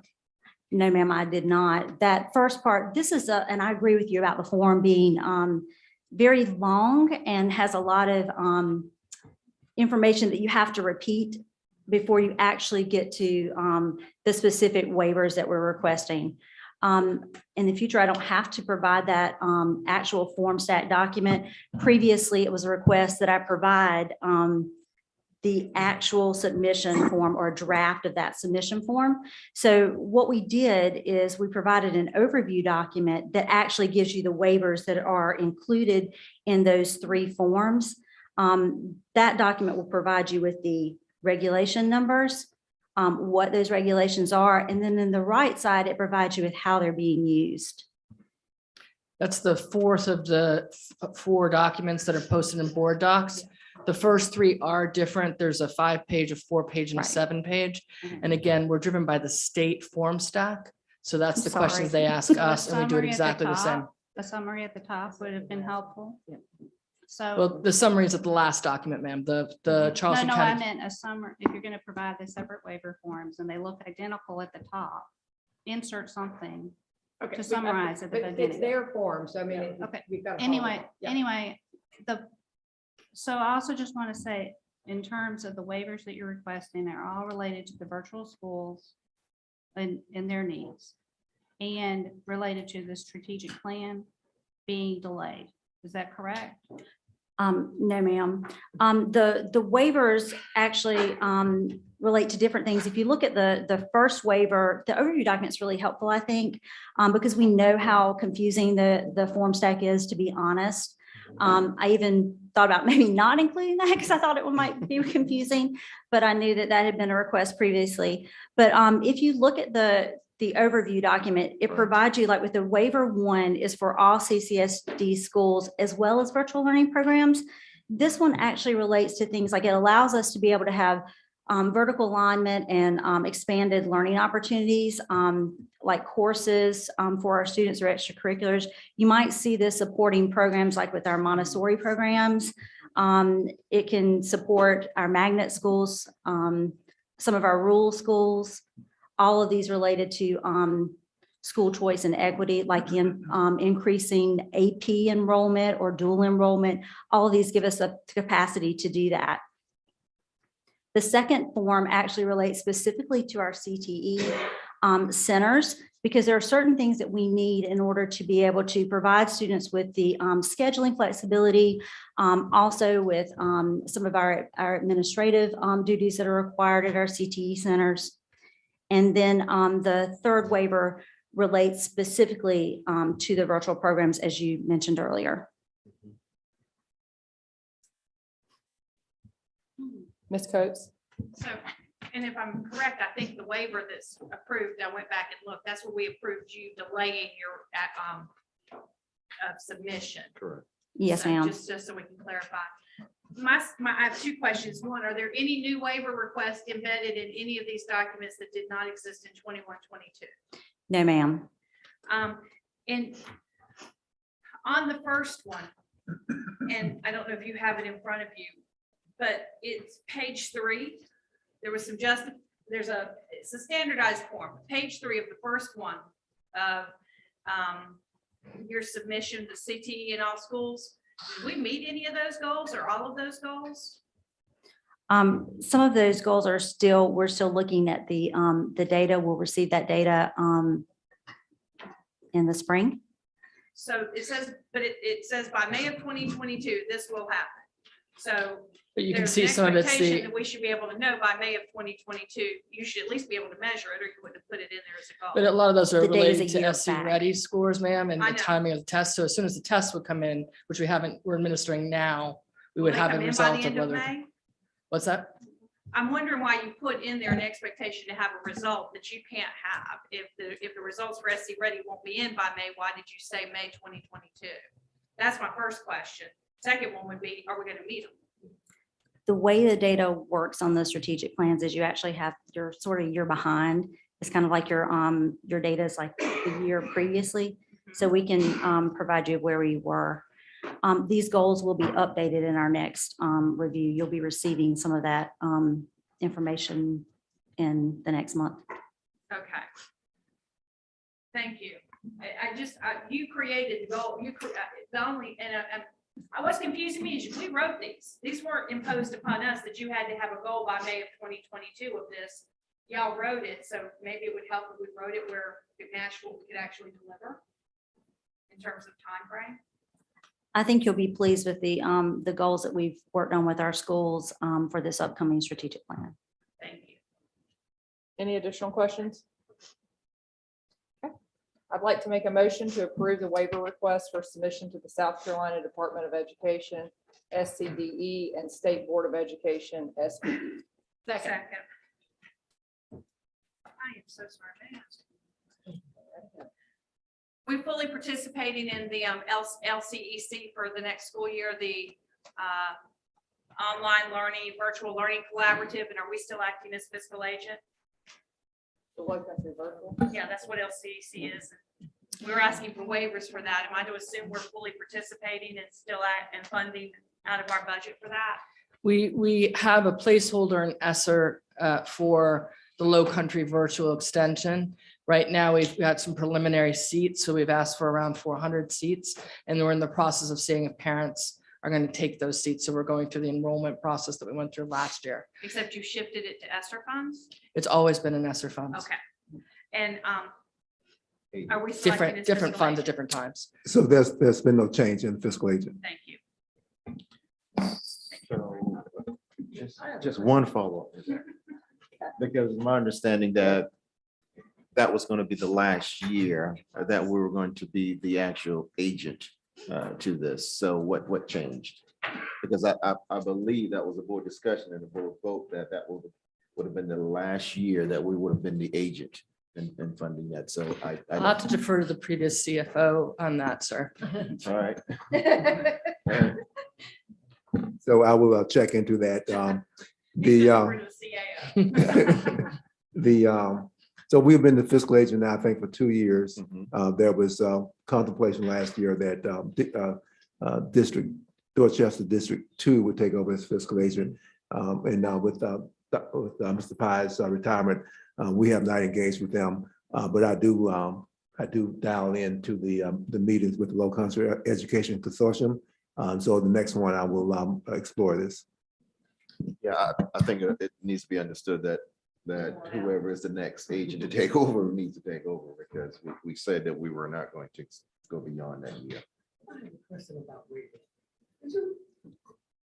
Are you finished, Reverend Matt? I am, thank you. Okay, Dr. Frazier. Yes, just explain to me, why do we need waivers and how is this going to help Johnny to read? Someone just. I don't know who Johnny is, but. Johnny can't read right now. Johnny needs our attention. Yeah. So if we think about why we need these specific waivers, they do relate to specific items that we've had in the past. These are not waivers that are out of the ordinary from what we've asked for at all. They allow our students to have the opportunity to participate in our proficiency-based programs like our virtual learning programs, and whether or not we were LCEC or not, we still offer those virtual learning opportunities for our children. Also, it allows our students to be able to participate fully in some of our CAS or our Centers for Advanced Study offerings and work-based learning opportunities for kids. All of these things are important for us to be able to help our students be college and career ready, and these waivers actually support us being able to do that.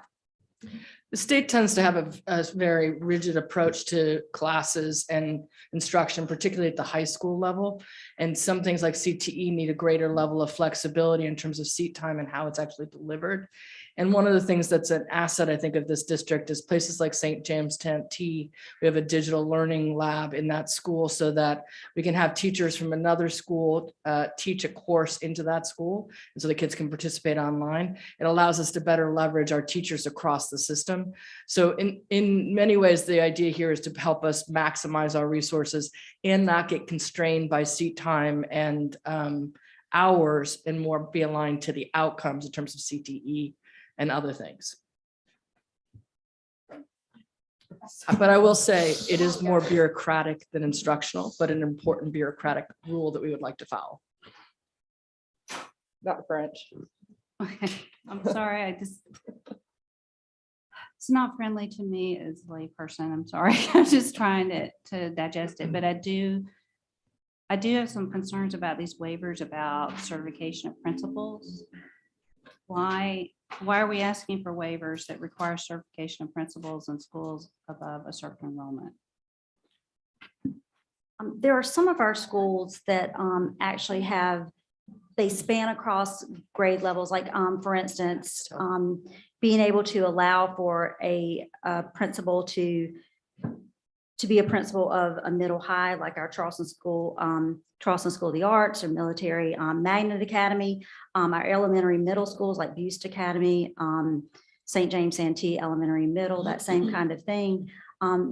These waivers help us to be able to allow our principals to be able to be over more than one grade span, if that's helpful. Okay, yes, it is helpful. Thank you. All right, we're wrapping it up. Yep. All right, let's vote. Okay.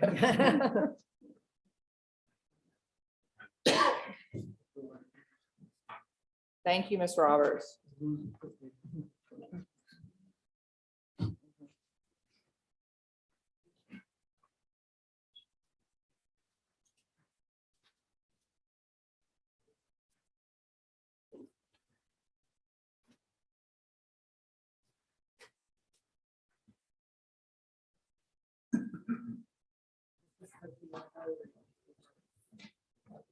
Ms. Coakley, are you able to vote or, okay, good, thank you. That motion passes. All right. Yep. Just double checking. Okay, next item is 4B, the mission critical District 10 Middle School. Mr. Barowie. Thank you, Ms. Herter. Thank you. So Dr. Williams is my partner in originating this document. If I got up and walked out right now, I'm sure he will finish the brief for me, right, Dr. Williams?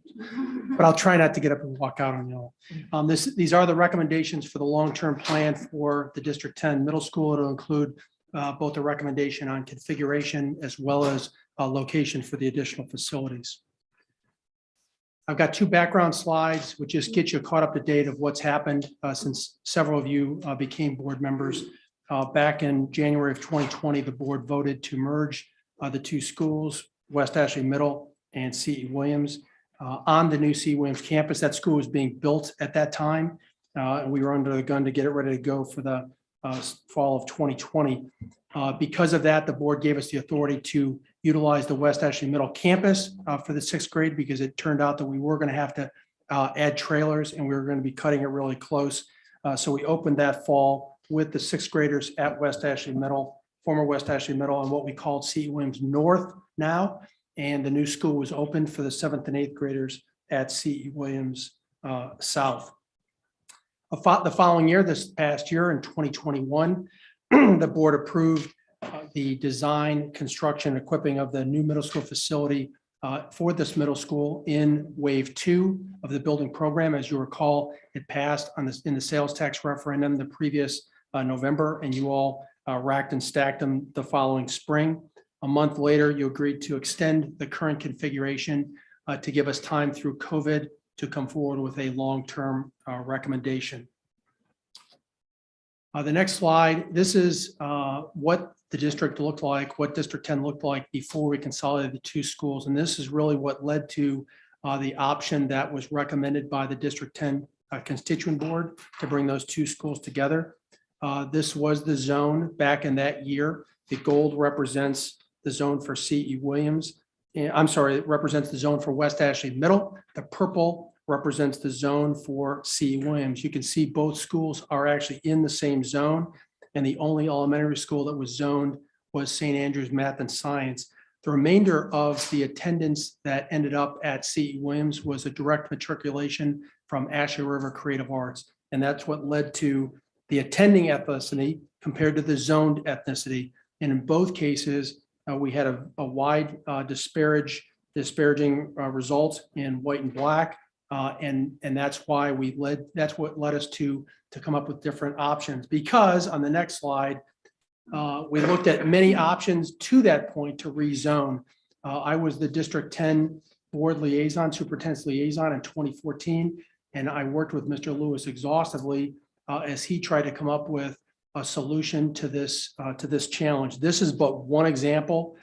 Geographically, this made a lot of sense. Divide the two middle schools along the line of the 526 connector, putting West Ashley Middle School in Zone B, C.E. Williams in Zone A, and you can see by the ethnicity column, chart on the far right, still a wide disparity with the two schools. And again, every possible configuration we looked at to come up with two middle schools of relatively equal demographics, we couldn't even come close. But I wanted to give you this one example as part of the background. So looking ahead and combining it with what has happened in the past, this is a table that shows our enrollment history and shows our enrollment projections by middle school and by high school. The columns on the far left show when we had West Ashley Middle and C.E. Williams Middle. Those end in FY20, and that's when we went to the new configuration of C.E. Williams North and C.E. Williams South. Those are the third and fourth rows if you look at that left-hand column. The FY18 through FY22, those are again, the actual numbers. The blue column is FY22, and those are the numbers for this year. Projections have been updated in the green column, as well as future projections through FY28. This differs from the public meetings that we had. We were using last year's enrollment projections over the course of the last couple of months. We took into account what this year's numbers look like and updated those projections. And I will say that the numbers have dropped in both of the schools if you look at out to FY28. So the capacity requirement has actually decreased from what we believe when it was presented in February and March in our community meetings. The live and attend in, those that attend the two middle schools in West Ashley is 65%. That's an increase of 1% from last year, which was a drop of 2% from the previous year. And I believe that that is attributed to COVID. More students stayed out of our schools by a small percentage and then have begun to come back. I will say that one of the common questions is, hey, how many more of those students are now going to the other schools that are available to middle school students in West Ashley? Between last year and this year, the number has not changed in the big schools that have students from West Ashley. When you look at Charleston School for Math and Science, you look at Orange Grove, you look at School of the Arts, you look at Butte, you look at Carolina Voyager, the overall number has stayed the same the past 2 years of students going to those schools. And we believe the number in C.E. Williams North has dropped because of homeschooling, and we hope to draw those students back for sure. The West Ashley High School numbers, I'll just point out, they've got about a 75% live-in attendance. So the number does go back up, coming back into high school as it stands. So we would expect that we should be able to garner at least 75% in our middle schools, and our goal would be even higher along those lines. The next slide, even though this is the decision about West Ashley middle schools related to C.E. Williams as we have it right now, we do have 3 charter schools that have students in West Ashley, and it's up to the board to decide how important these schools are to the decision. And we'll have information on the subsequent slides. It'll be up to you to decide where they stand. That's not my determination to make, but I want to give you the facts behind those. Orange Grove Middle, their middle school is currently in the Oakland Elementary School. There was a board action in 2016 that said the following: upon the earlier of 2025, or once West Ashley Middle School current campus being determined to be surplus, enter into negotiations to negotiate an MOU. That essentially gives us an option to negotiate an MOU with Orange Grove if that campus becomes surplus. That's a board decision that was made in 2016. Carolina Voyager, they are currently being housed on the St. Andrews Middle School campus. Right now, the contract is through, the lease is through August of 2023. I've had a number of discussions with them over the past few weeks. They do now have land to build on off of Bees Ferry, and they are doing their due diligence and are well underway to having a permanent site for that school. Patterson's Academy, and I see Paige Nolson is here with Patterson's Academy. They provide an integral service to the school district supporting our special needs students. They have just over 40 students right now. They are also leasing space in the former St. Andrews Middle School campus until the summer of 2023. They have provided a letter that I included in your board update last week that indicates an interest to provide design and construction funds to build their classrooms wherever we decide to build our school. Having those special needs students on an existing campus provides a great benefit to them to allow their students to see other students and not be isolated. But I would also argue that it helps our students to see students that have to work so hard to get their education as well. So the next slide, the first decision is related to the school configuration. We have our 6th grade academy right now. There has been some comments about the transition to 7th and 8th grades and additional transition from middle school students. I would argue that CU Williams North and CU Williams South have done a pretty good job to make that transition seamless. I'm sure Dr. Williams will be working with them to continue that if this configuration was selected. With the 2 middle school options I pointed out earlier, that coming up with 2 equal schools from a demographic ratio perspective has not been practical, and I don't expect it to be practical if the decision is made to go down that road. And then lastly, I'll point out there was a number of public comments about expanding select middle schools from a couple of parents, and I did want to put that on. I did want to put that on here so that you're aware of that. It would create even more significant demographic inequities. The 2 schools that have space on their campus are Ashley River Creative Arts and Drayton Hall. Both of those have a significant white population at their schools. Even with those 2 locations, there are other challenges related to that.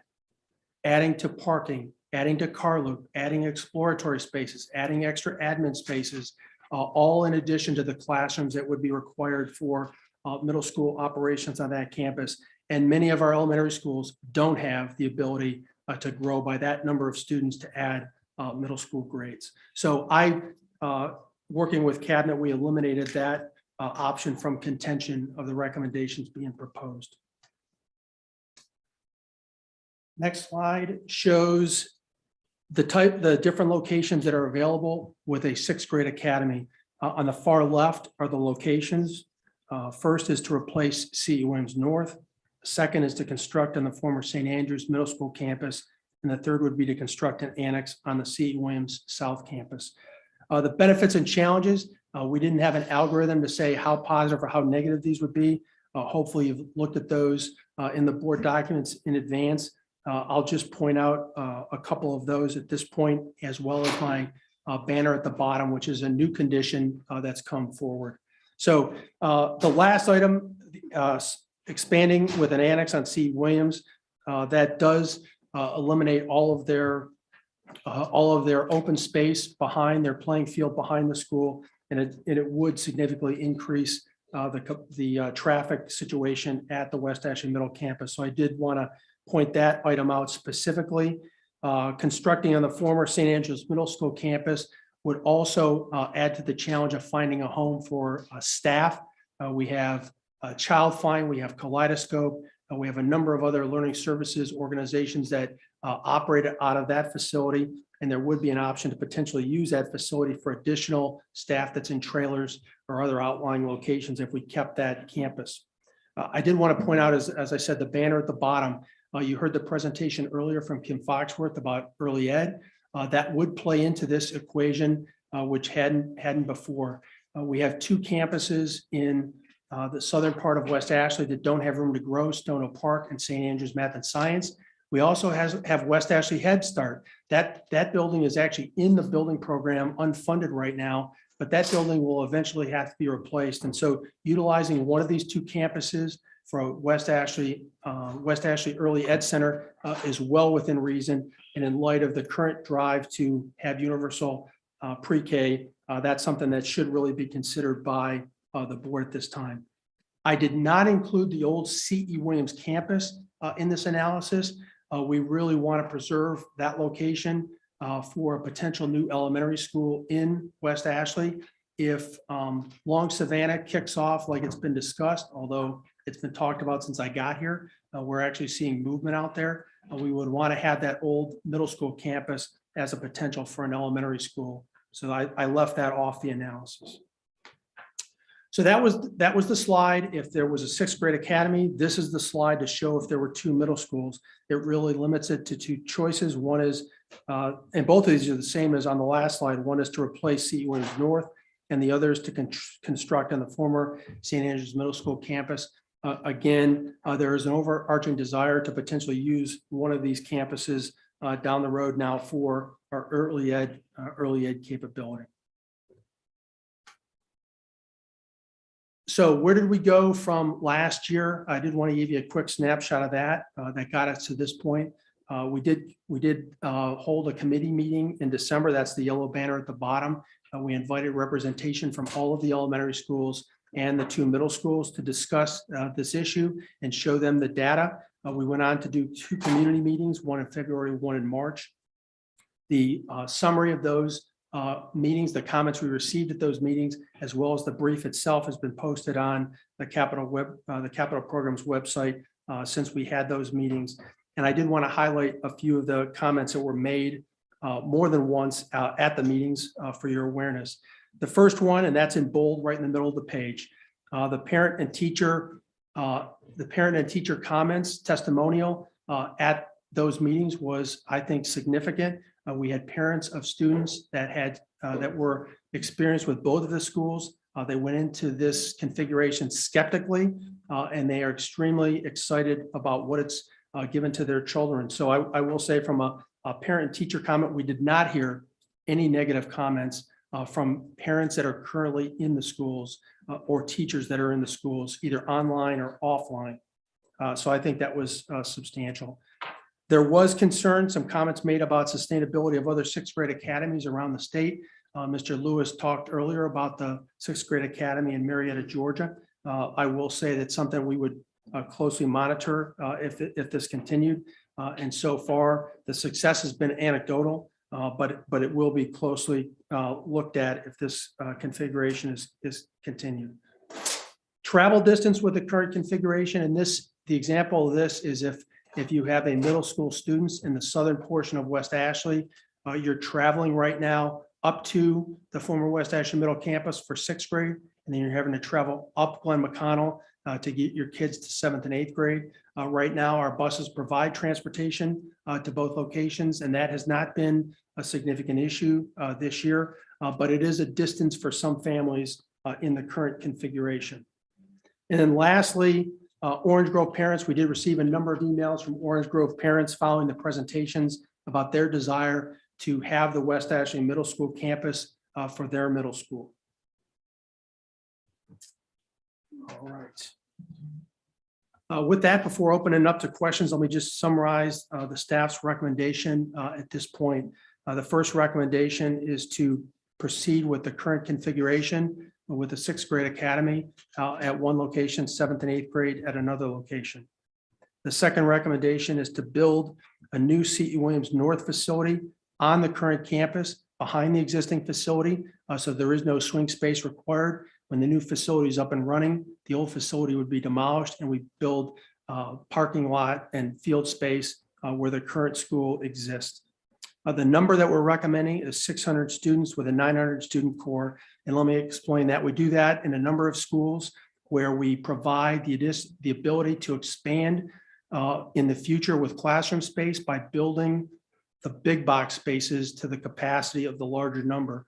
So the gymnasium, the cafeteria, the media center, the office spaces, the hallways, et cetera, would be built to handle 900 students, but the classroom space would be for 600 students. Right now, the highest number projected for the sixth grade academy is 431 students in the year 2028. Again, that's with a 65% live and attend in. Even if we were able to increase to 80% live and attend in, that recommendation would still hold fast with a 600 student classroom ability in that school. We would like to conversely provide some additional classrooms to C.E. Williams. That school was built for 900 with a 1,200 core. So it has the capacity to grow to 900 if additional classrooms are needed at the end of each of the 2 wings that they have on that school. By adding 8 classrooms, that gives Principal Smith the opportunity to ensure that he can cover any additional growth. Right now, even though the capacity is 968 and he is only projected to have 848, programmatically, he's using most of his spaces in that school as it stands right now. And then lastly, I pointed out the letter that we received from Patterson's Academy to fund and design construction of a facility co-located with us. I'd like to include that as part of the recommendation as well. By making that decision now, that would permit the staff to begin planning with them to ensure the space is available, to ensure that the design budget, the construction budget is within their means. We would have permission to move ahead with that at this point. Subject to your questions, that concludes the brief at this time. Thank you, Mr. Barrowe. Yes, ma'am. Dr. French. Thank you. I just wanted to point out that at the community meetings that you held in March, you talked about having a facility identical to the C.E. Williams South. So this would be smaller. And I understand what you're saying about the projected enrollment and the fact that a lot of our students are going to other middle schools.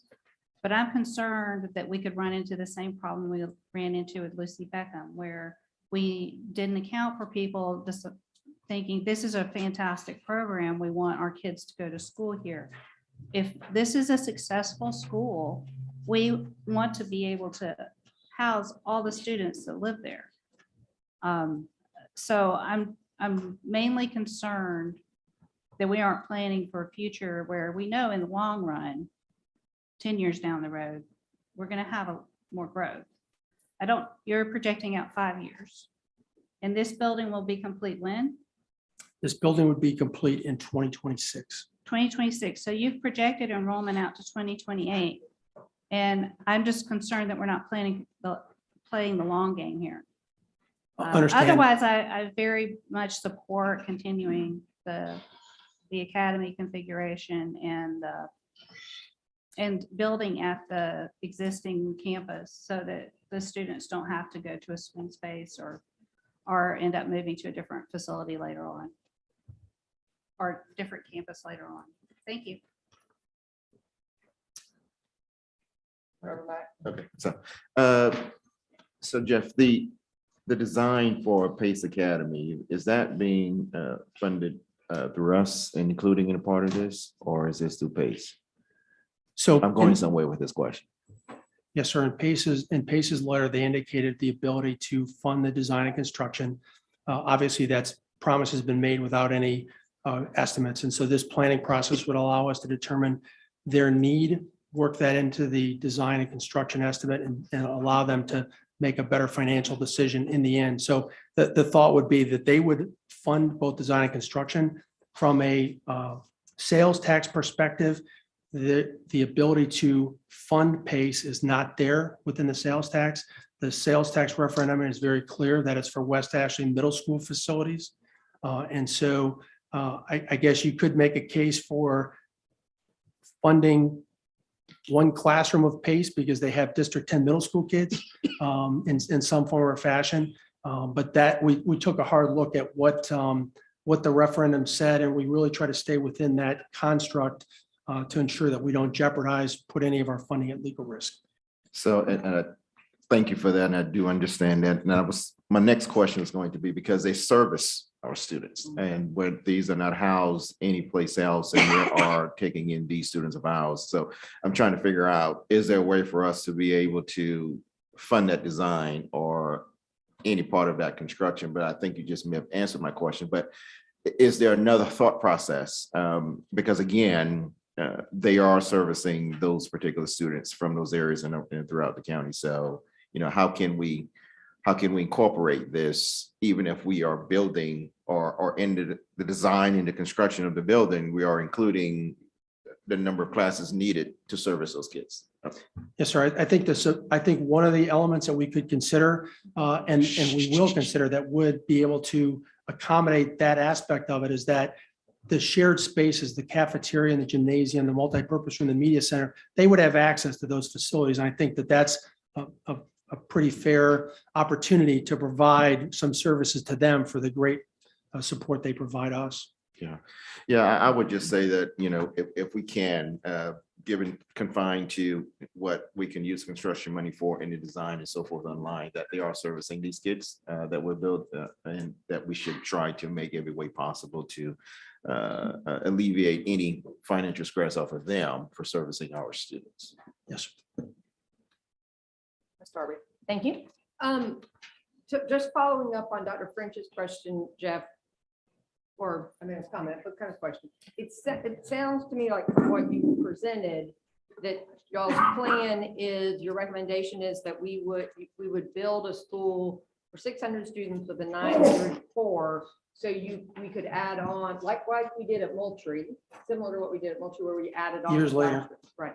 So that if 10 years from now, the district wanted to go with 2 separate middle schools, if the demographics changed enough that it'd be easy to zone that way, that staff would be, that's a possibility, right? Yes, ma'am. This facility will be designed to operate as a full middle school if the district ever decides to go back in that direction.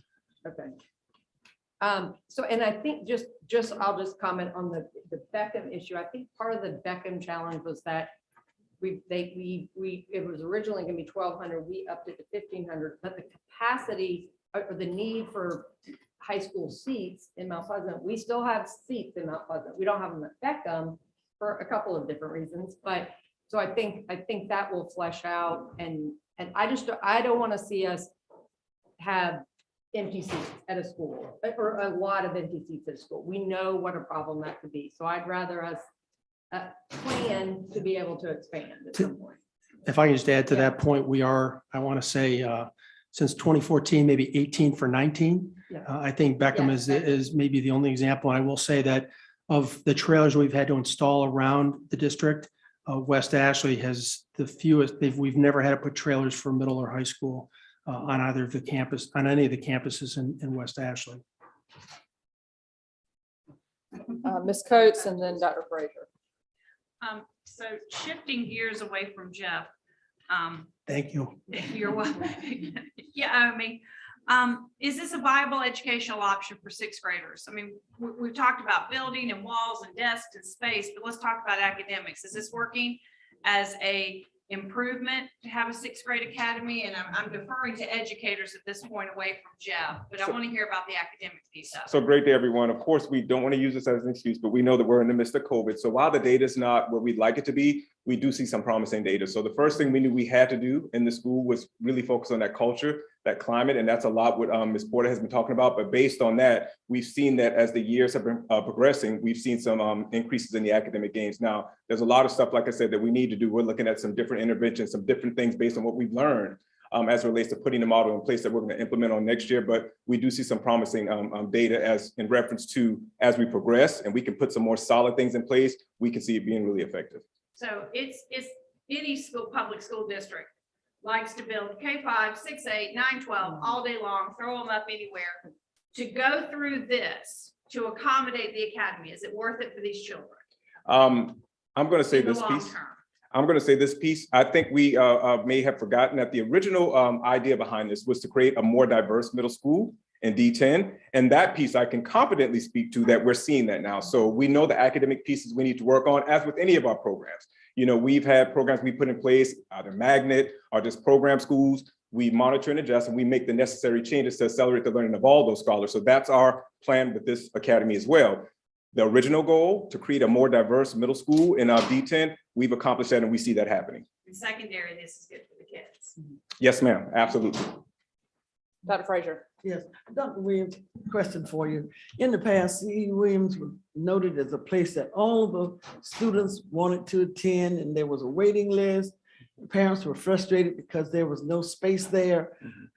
Will this 6th grade academy take care of the frustration that parents have had in the past Because I see this as a good thing for our D10 schools, and how do you see this progressing as we move ahead in the future for our middle school configuration? I think it's a really good question, Dr. Frazier. And one of the things that we promised, we committed to before we even looked at this model was the fact that we'd have equitable offerings across the board. So C.E. Williams South, which was the original C.E. Williams, had lots of art courses. So as a part of the implementation, we ensured that those things were present at C.E. North as well. And that's one of the reasons why we saw such a large waiting list at C.E. South, because they had those extensive art classes, because they were like a C.E. Williams School of the Scientific Arts, really long name, but they had arts programs. So yes, ma'am. Okay, thank you.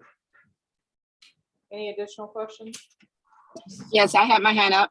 Oh, Ms. Coakley. Yes. So I was wanting to know what were we actually doing, excuse me, to address the live-in and the attend-out numbers for D10. My second question was wanting to know whether or not this configuration, was this a permanent decision, or whether or not we could maybe have some different revisions closer to the building being built. And also wanted to wonder whether or not us building a building right now for 600, do we think that's really cost efficient? Thinking that, you know, I really think the numbers are going to rise. I see the numbers rising. I see kids do go out of the, you know, of the district right now to go to other schools. But I'm looking at where I live, and I'm looking at places been built, houses been built, apartment complexes been built. Do we really think it's cost efficient right now to go ahead and build this school to only accommodate 600 instead of 900? So you want me to answer your second question first, or you want to Go ahead. So I'll answer your second question, Ms. Coakley, and I think you alluded to the fact that you want to know specifically about closer to the building actually being built, if we would reconsider. Is that what you were asking? Yes. Or was this So a permanent configuration right now? So I think earlier, and I can't remember which board member said this, we talked about if the demographics change in the future, the school is being built to be a typical middle school. So when we say sixth grade academy, I think we think about it's going to be something different, a different building. It will be a general middle school building. So that's the first thing I want to state. And I also want to go back to the piece that I said earlier about the fact that in any of our schools, if we see that there are academic challenges, we pause, we stop, we make the necessary adjustments to, you know, progress monitor and accelerate the learning of all kids. So we've never set a precedent where it's been, if a school's not performing, a magnet or a program, that we've disbanded the program. So it would be like any of our schools that we currently serve when we're looking at our data and making the necessary changes. But if the demographics change in the future and we need a typical stand-up middle school, we can do that, ma'am. That's an option. And answering the second question, Ms. Coakley, related to the capacity numbers, the construction numbers, I just wanted to reiterate that in our current analysis of enrollment projections, we've taken a look at everything that is on the books for construction in West Ashley. That includes the development of Long Savannah in a conservative manner, but it includes Long Savannah. And I will say that I think the day I got here in 2014, I heard Long Savannah was going to be built in 2015. And so we do have to take into consideration with a grain of salt the thoughts that everyone has about growth, but we take a look at the real numbers. Ms. Barnett from the planning department reaches out to the planning departments of each city, looks at the building permits. If it's a large enough development, she'll reach out to the actual builder and get a build plan to incorporate the numbers of students that would be in those families into the enrollment projections. And so I'm just very confident that the number that we're proposing here would allow for a growth of live and attend by 15% across West Ashley, even with the growth at this point. And Mr. Brody, just to clarify, similar to what the recommendation is to add classrooms on the C.E. Williams South, we could potentially do the same. Correct. The building will be designed to add some additional, to add classrooms to 300 students. It'll be designed to allow for additional growth. And we can see how the building program's going through 2028. And I mean, hopefully we'll continue to have resources available, but it'll be prepared to be able to do that. Okay. Ms. Darby and then Dr. French. I was going to make a motion, but I can. Oh, well, thank you. I guess what I wanted to ask was that given that you built this South Campus and then realized it was not going to house a full middle school. And now we're adding space, 2 years in. I'm concerned, is there a way to adjust if we get partway into the design program and the enrollment projections change? And we realize we really need a larger school. Is there any capacity to make a change before it's built? If we go ahead with this decision? There would be capacity from today until after the building's built to add on to that facility at C. Williams north of its. I understand. I'm talking about the core facility. I'm talking about changing to a larger core facility. If we make this decision today, does this mean we cannot revisit it before construction begins? So if the decision is made for a 900 core, I would say we are at that point at this point. If you say, I want a 1200 core, I think that would change things significantly. But again, a 1200 core with a 1200 core at C. Williams South gives us 2,400 seats in West Ashley, which is way over anything we would even come close to projecting. So I think that, so to answer your question, no, we can't increase the core from 900 to a higher number beyond this point, but we could go from 600 students to 900 students at any time. Right. I guess I'm concerned that the 7th and 8th grade school is going to outgrow its facility, causing, difficulties. We have a lower than capacity enrollment in one school and higher than in another. I think we have That's the all. flexibility. I just want to make one additional comment. I also agree with Reverend Mack that to support PACE in any way that we can, they offer such a valuable service to the district. And if there's any way that we could take the burden off of them financially through this design and construction phase, I think we need to explore ways to do so. And I know Ms. Darby is about to make a motion, but I guess, it's always good to capture those things in the motion now than later. Is there anything in addition we can potentially change to this existing motion to include some kind of directive or some sort? So since I'm going to make could we add something about asking you all to make an assessment of what? Direct them to come back with an assessment On- proposal. Yeah, on what pieces the district could fund for PACE. That way we can consider those pieces and vote on them rather than committing to them now without knowing what they are. That's the best course of action. I can agree with that. Okay. All right, hit us with Ms. Darby. Okay, so can I go ahead and make Yes. an motion? All right, so I move to maintain the current 6th grade academy, replace the existing C.E. Williams North facility with a new 600 student, 900 student core facility, allow Patterson's Academy for comprehensive education. Well, allow Patterson's Academy for comprehensive education PACE to fund and design a co-located facility with C.E. Williams North and direct staff to bring back options for, if any, for, To assess and bring back recommendations. to assess and bring back recommendations on possible funding options for the PACE portion. Capital program. Yeah, for the, okay.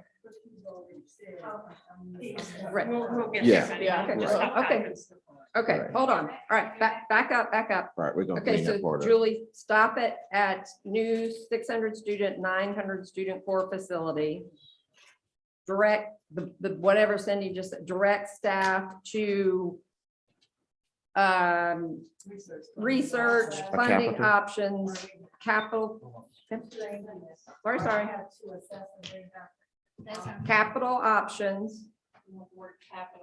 Capital options for funding PACE, PACE, in a co-located facility with C.E. Williams North. I think you could just put a period at the end. You understand where we're headed? Yeah. Joyce, can you help her? Thank Yeah. you. So Okay. it'll- Yeah. And Make it expand complicated. C.E. Williams South by 8 classrooms. Just give Julie a minute to get Yeah, that. give her a minute. Sorry, my bad, I didn't have it. Sorry. Marlene. Yeah. Maintain current sixth grade academy, replace the existing C.E. Williams North facility with a new 600 student, 900 student core facility. Allow Patterson's Academy for comprehensive education phase to fund and design. So sorry, hold on. We want to take that out because we're gonna, first, we want to direct the staff to, okay? Take that phrase out.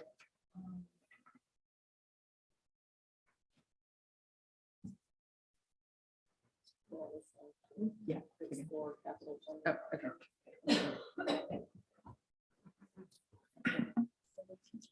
I'm out. Okay. So bring back capital options for funding, phase in a co-located facility and expand C. Williams South by 8 projects. Got it. Team effort. Thank you, everybody. Second. Yes, will somebody second? Second.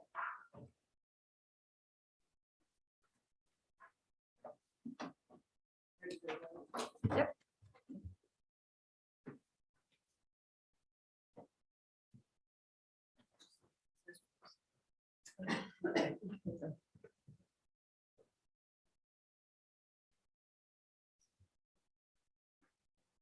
That look okay, Jeff? That's correct.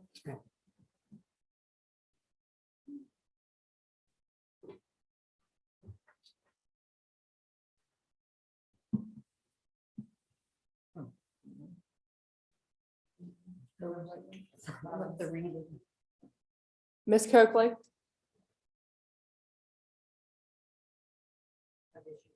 Thank you.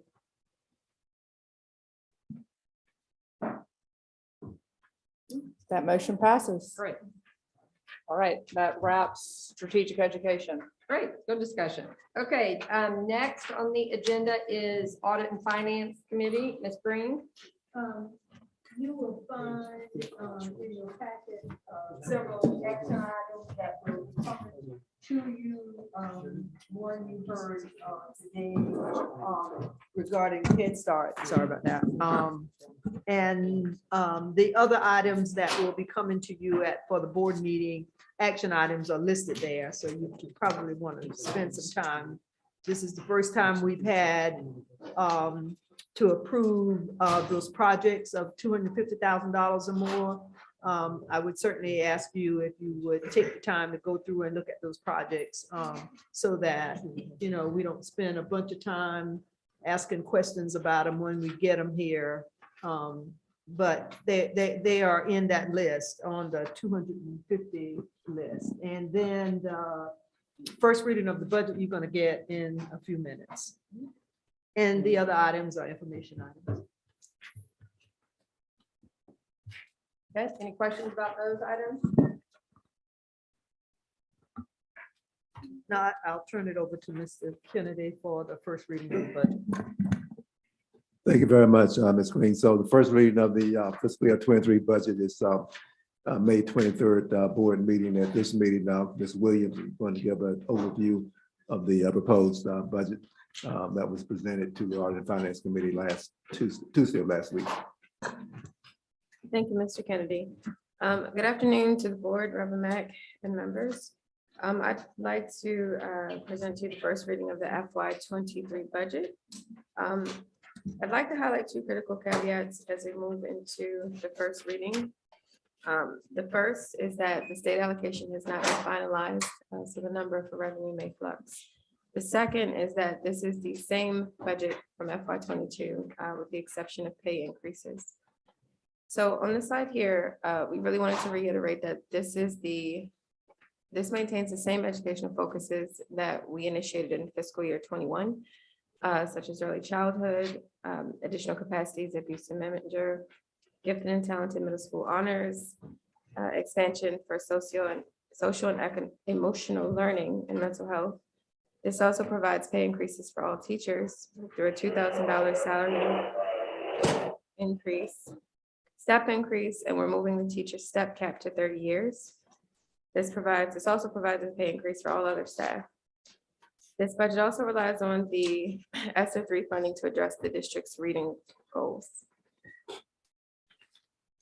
Next slide. Thank you. The 23 proposed budget also reduces current year spending in FY 22 and will use that those savings to apply to the FY 23 budget. And that's primarily through a hiring and spend freeze. The increase in fund balance over the past few years has improved because of the healthy position of the fund balance. We're able to move we're able to use fund balance to help to supplement the FY 23 budget. Budget maintains our fund balance at or above our policy of 16.67% as reflected in policy DFAC, which is in compliance. The increase in local revenues reflects the intent of the state statutes for the index of taxpaying ability in Act 388. Next slide, please. I'm going to defer to Mr. Bergman to walk through the examples of proposed increases for teacher positions. Thank you. So what you have in front of you is a example of what the teacher salary schedule would look like for 2023 with a step and a $2,000 pay increase. So what we've done is we've given some examples here. If you look on the far left, you'll see a bachelor's, master's, and doctorate under FY 22. And that's at step 0, meaning those are brand new teachers to the classroom, to the profession, with either a bachelor's degree, a master's, or a doctorate. So let's choose the bachelor's here, step 0. Currently, a brand new teacher with a bachelor's degree in our system earns $41,146. So for 2023, that teacher would step from step 0 to step 1. So you can see the amount for the step at $928 plus the $2,000 increase for a new total for next year as a step 1 teacher at $44,000. So if you look down at the master's step 0, you can follow the same. You can see that teacher was at $46,193, and for next year would be a little over $49,000. The next category with bachelor's, master's, doctorate is for currently a step 15. That teacher, of course, would step to 16 for 2023. You can see the current salary for a bachelor's degree is $55,191, and projected for 2023 would be $58,179. The next category, again, your bachelor's, master's, doctorate. So this is your teacher at step 29. Right now, our schedule caps at step 26. That's the max. So a step 29 teacher, if we raise that to 30 years of experience to step 30, you would see that bachelor's teacher who's currently at $66,242 would actually see about a $6,200 increase, moving to $72,513. And that's because at that point, it's 4-step increases. You see the note at the bottom, going from step 27 to step 30. Any questions on? Everyone follow? Dr. Am I okay to call him Dr. French? I'm sorry. I'm just curious if, considering that the step increases for the 26 through 30 teachers are significant because they're catching up. Right. Would it be possible to prorate the $2,000 increase in order to help balance the budget? Because I know that's a consideration for this budget. And would that impact, would that adversely impact morale? Well, I've before Shauna comments, a number of districts across the state are, so Georgetown, our neighbor, is step 36 for this current year. Lexington School District 1 goes to step 40. Greenville goes to step 33. And the intent here is to retain our experienced teachers in the classroom. If you look back going several decades, that system was designed, if you think about retirement at 28 years of experience, the state capped at 23. So I think we're at a point in the district where I highly recommend that we go to step 30 and we correct so we can keep teachers in the classroom. Yeah, I agree that we need to get up to step 30 at least. But I guess I'm just thinking about the overall budget. I don't want to I'm not trying to pick on the more experienced teachers. I just don't even know if it's a significant savings if we tried to do something like that. Where we settled in the budget for budget gap closure metrics, because of our fund balance is so healthy, in addition to the millage increase we're proposing for 9.1 million, we removed that option that you referenced as a cost saving metrics. to close the Okay. gap. Okay, great. Thank you. No problem. Thank you, Mr. Bergman. Next slide, please. Here is the beginning of actually diving into the numbers behind the FY23 proposed budget. So the administration as of now is recommending a 9.1 mill increase. That's scenario 3 to the far right. So I'll be reading down that column. Currently, the projected revenues are at 645 million approximately, with our base expenditures, current expenditures, fixed cost at 614. That leaves us with a $31 million surplus, positive number. Once we add in the additional required increases, this includes the teacher step, the retirement, health and dental, charter school coordination, and other contractual must-dos. Some are the operating contractual obligations that we have. That is a $31 million price tag. We are also then looking at mission critical items, carrying those forward. We actually had a reduction to the USC residency cost. So that was that $1.4 million reduction. We increased learning service expansions by 3.1 million. That's special ed compliance and compliance requirements. There are other considerations from human resources. Many Mr. Bergman just spoke about that total out to be about $12 million approximately. So when you add some of those together, we get to $45 million as total required increase against our $31 million surplus. That leaves a $14 million budget gap. Next slide, please. Next slide, please. So the district looked at strategies to balance. And where we are is because we projected to, we actually projected in vacancy savings. This is the additional savings from unfilled positions and benefits. We have $7 million that we anticipate to use towards that budget gap. The other $7 million is coming out of fund balance for us to close that $14 million gap. With these strategies to balance, we actually balance the budget. And just some notes about fund balance I want to highlight how we got to this conclusion. The FY22 budget at the end of the year, we projected putting $124 million back into fund balance. With our cost saving measures, we actually put in 137 million. And that gave us approximately about additional $7 million to balance the budget. With the $7 million in cost savings from the vacancy savings and the benefit cost savings, in addition to the $7 million that we're using out of fund balance this year, we're projecting next year's fund balance to be $130 million for FY23, which is still in compliance with our policy. So we're presenting a balanced budget based off of a 9.1 mil increase, again, with the same initiatives from FY21, with the exception of the pay increases to teachers, and still in compliance with our healthy fund balance policy. This concludes the budget presentation. Any questions? So Ms. Williams, could I ask Mr. Brigman to talk about the proposed pay increases for non-teachers? Yes, sir. Certainly.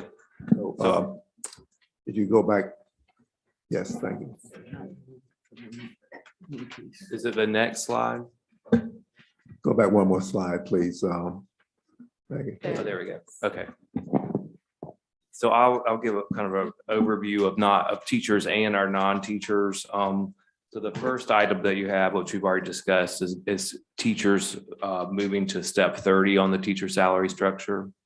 So I know we've already discussed that, and I shared some other districts and the number of steps that they've added over the last year or two. Non-teachers, so that's all of our staff, central office, as well as TAs and other staffs in our schools who are non-certified, adding a step. Last year, the board voted to move the non-teachers to 97% of market based on the Fox Lawson salary study from 2014. And in order to maintain that, a 2.3% COLA needs to be added to that structure. to maintain that 97% of market. And then also currently our non-teachers step up to 26. So we're adding 30 as well for the non-teachers, so that all employees, whether certified teachers or non-teachers, can move to step 30 over time. We're also adding a minimum hourly rate of $17 an hour. We need to be competitive with our hourly rates for our classified hourly employees. Our lowest rate right now is $11.71. I met with a group of principals several weeks ago to talk about some of the challenges with hiring front office staff and classified hourly. And this was something they highly recommended. It was probably the most popular item that we discussed. So it's definitely supported, at least by that core group of principals. And then the salary, the classified salary cap removal, many of you are probably aware of this. A couple of years ago, we allowed experience of someone was coming in from another organization. They were classified hourly, let's say a secretary bookkeeper with 25 years of work experience. The district only allowed them credit for 12 years was the max. Then we moved it to 15 years last year. Now it's at 18, and we're recommending that we get a 30. So I believe, Mr. Kennedy, those are all my recommendations for comp. Also, if there are no questions about the numbers, we did provide a few supplemental examples for the millage increase on the various indices. Go to the next slide, please. The next slide.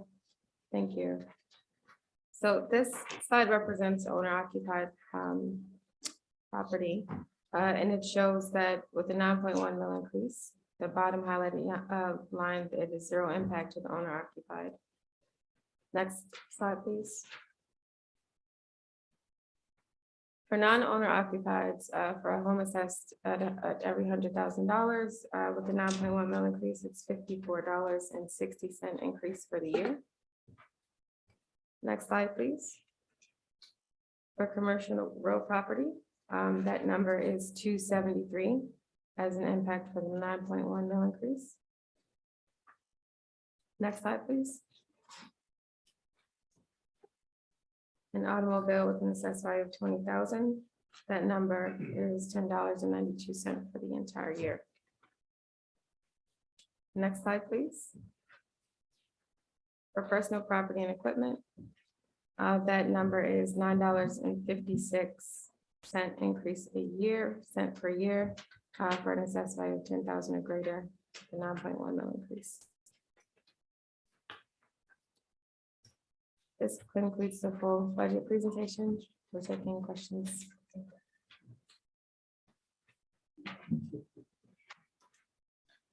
Ms. Kennedy, do you have anything to add, or are you gonna allow your able CFO to have the last word? Well, so thank you, Ms. Williams. And so this is our first presentation on any budget here in the district. I will say that 2 or 3 points. One, the first time we presented a set of numbers for fiscal year 23 was to the Audit and Finance Committee in April. At that presentation, we had a number of items that were proposed by staff to be able to increase the budget by. The Audit and Finance Committee members were unanimous in April that the district needs to pay attention to pay for staff, both teachers and non-teaching staff. And so you can see that this budget does focus on that. Ms. Williams indicated that the FY23 proposed budget as proposed here, it does not represent any increases in programming, except with one exception, and that was the addition of additional special ed teachers associated with compliance and meeting student needs. So we don't have any new programs. So what she presented that in the FY21 budget, when we adopted the mission critical items, this is we continued those mission critical items last year's budget and added some additional things. And this budget continues those as opposed to adding anything, any new programming. The next point I would make is that the state has not finalized its budget yet. I was in Columbia last Thursday, with Secretary Spearman, the State Education Secretary, with her K-12 superintendent roundtable, her staff presenting information on this, on what the legislature is on the budget. They were not optimistic that the budget would be adopted by the state anytime in the, and certainly not before the first reading of our budget here. And so they're also concerned about what might be happening with the between the Senate version of the budget and the House version, and what that reconciliation might, the impact they might have to us. They went as far as to say that there could potentially be, at least there were discussions at the legislature level of potential continuing resolution, meaning that the allocation of appropriations would be at the fiscal year 22 levels, which would be problematic for us. And then the last piece I would make is that on the introductory slides, there was a bullet point about this budget, the revenue changes or increases for local revenue, which is derived by the 9.1 million increase. It's a reflection of the state's statutes around the index of tax expandability and Act 388. So the index of tax expandability has been in place for decades, and it indicates that that the state on average pays 70% of educating all kids in South Carolina. That's on average, because index of tax expandability says that counties that are wealthy in terms of property value should share a greater portion of funding education for their children. And so while the split is 70% state on average and 30% by the districts, it's the reverse for us. We fund roughly 70% and the state gives us 30%. And so the index of tax expandability, we get that each year from the state. And this current year, just like every year I've been in the district, both this time and my prior tenure here, that we've always been the most wealthy district in the state of South Carolina, or county in South Carolina in terms of property values. And that's why we're getting less money from the state in either the proposed budget of the Senate or the House version that's already been adopted. And then the last piece on that is Act 388. And as you all know, the index of tax expandability on one hand says you, Charleston County School District, you have the ability through your property values to be able to fund a greater share of your educating your children. But Act 388 sort of like ties our hands on our ability to do that, because we exempt homeowner property from the tax rolls for the general operating fund. So that would be my additional points here. We are, as I indicated to the Audit and Finance Committee last week, this is my, I think, fourth or fifth budget since I've been back here in 2018. And we've always had adequate revenue sources without having to maximize the allowable millage. But this budget is more of a challenge, and it's just a reflection, I think, of the state changes in funding formulas for K-12 districts, as well as a realization of some of the economic shifts that we have in the country here, certainly here in Charleston. Ms. Kennedy, and I think you and I have spoken about the likelihood of this budget changing between first and second reading. I assume if for some reason the General Assembly, and I've been told they're going to come back and deal with the budget after maybe even after the election, but they got to go home to campaign.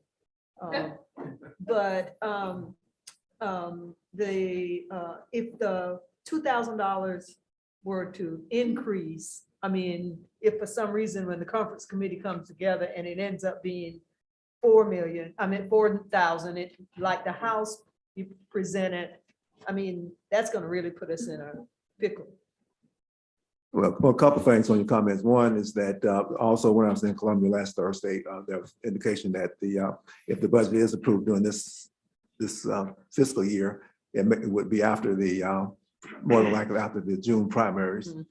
So not in time for us to, for the first reading of the budget. And so your point about the budget will probably, well, I'm almost positive that the numbers will change between the first reading and the second reading of the budget. So what's presented to you now is just preliminary numbers that we have to work with, knowing that the changes will will more than likely take place. And then in relationship to the $4,000 teacher salary increase, that's the House version versus the $2,000 for the Senate version. In neither case will the state allocate adequate funding, appropriate enough funding for us to cover the cost. Under the $4,000 version, it cost the district $19.5 million for the $4,000 teacher salary increase, and another 4.5 for the step increase, so 23. And under the House version, we CCSD gets appropriated. I think it's seven. I can't remember the point, but somewhere between $7 and $9 million more in fiscal year 23 budget for the House versus what we receive now. So clearly inadequate for teacher salary increases. And so I wouldn't see that changing in any version that gets adopted by the state. Thank you. I'm going to go around the table so that everybody has an opportunity to ask questions. Since Kate has already rubbed my elbow, I guess she'll go first. Okay, so for both of you guys, let me preface this by saying I have always voted for the budget and I have not had a problem with the millage increase that we've had. My concern is that in scenarios, based on my past experience here, in scenario 3 with a 9.1 mil increase, I'm not sure that we're going to get support for that. And in that scenario, we have a higher use of the fund balance. We don't have any of the reorganization that we had talked about. And the savings is basically the savings that y'all had up until this time, which I get that.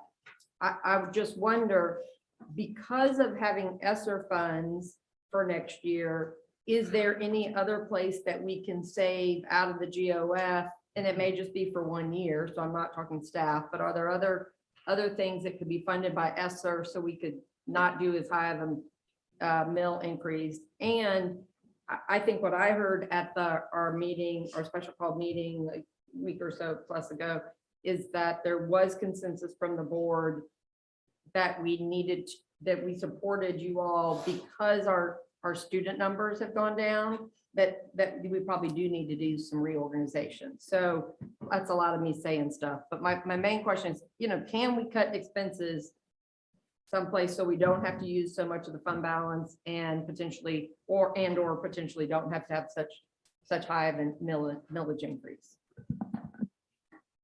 Certainly, we will be looking at that in terms of any potential one and potential shift of expenditures over to ESSER, which, as you indicated, we have to be very careful because that would be only a 1 year solution. So we'll be right back in the same situation where we are next year. And then the second point about potential reorganizations, we are taking a look at that so that we don't have that finalized, but there's some potential to do so. And then in terms of the fund balance, so obviously the district cannot continue to use the fund balance to continue to fund ongoing expenditures. But in the fiscal year 22 budget, as Ms. Williams indicated, we had budgeted for $124 million of fund balance.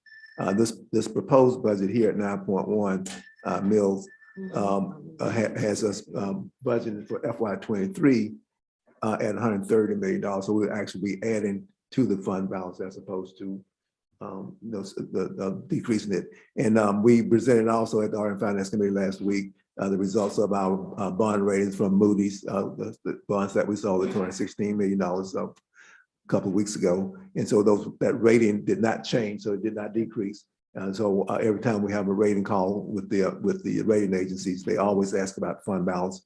And we've been able to show over the last few years that we've been able to maintain an adequate balance. Thank you. Yes.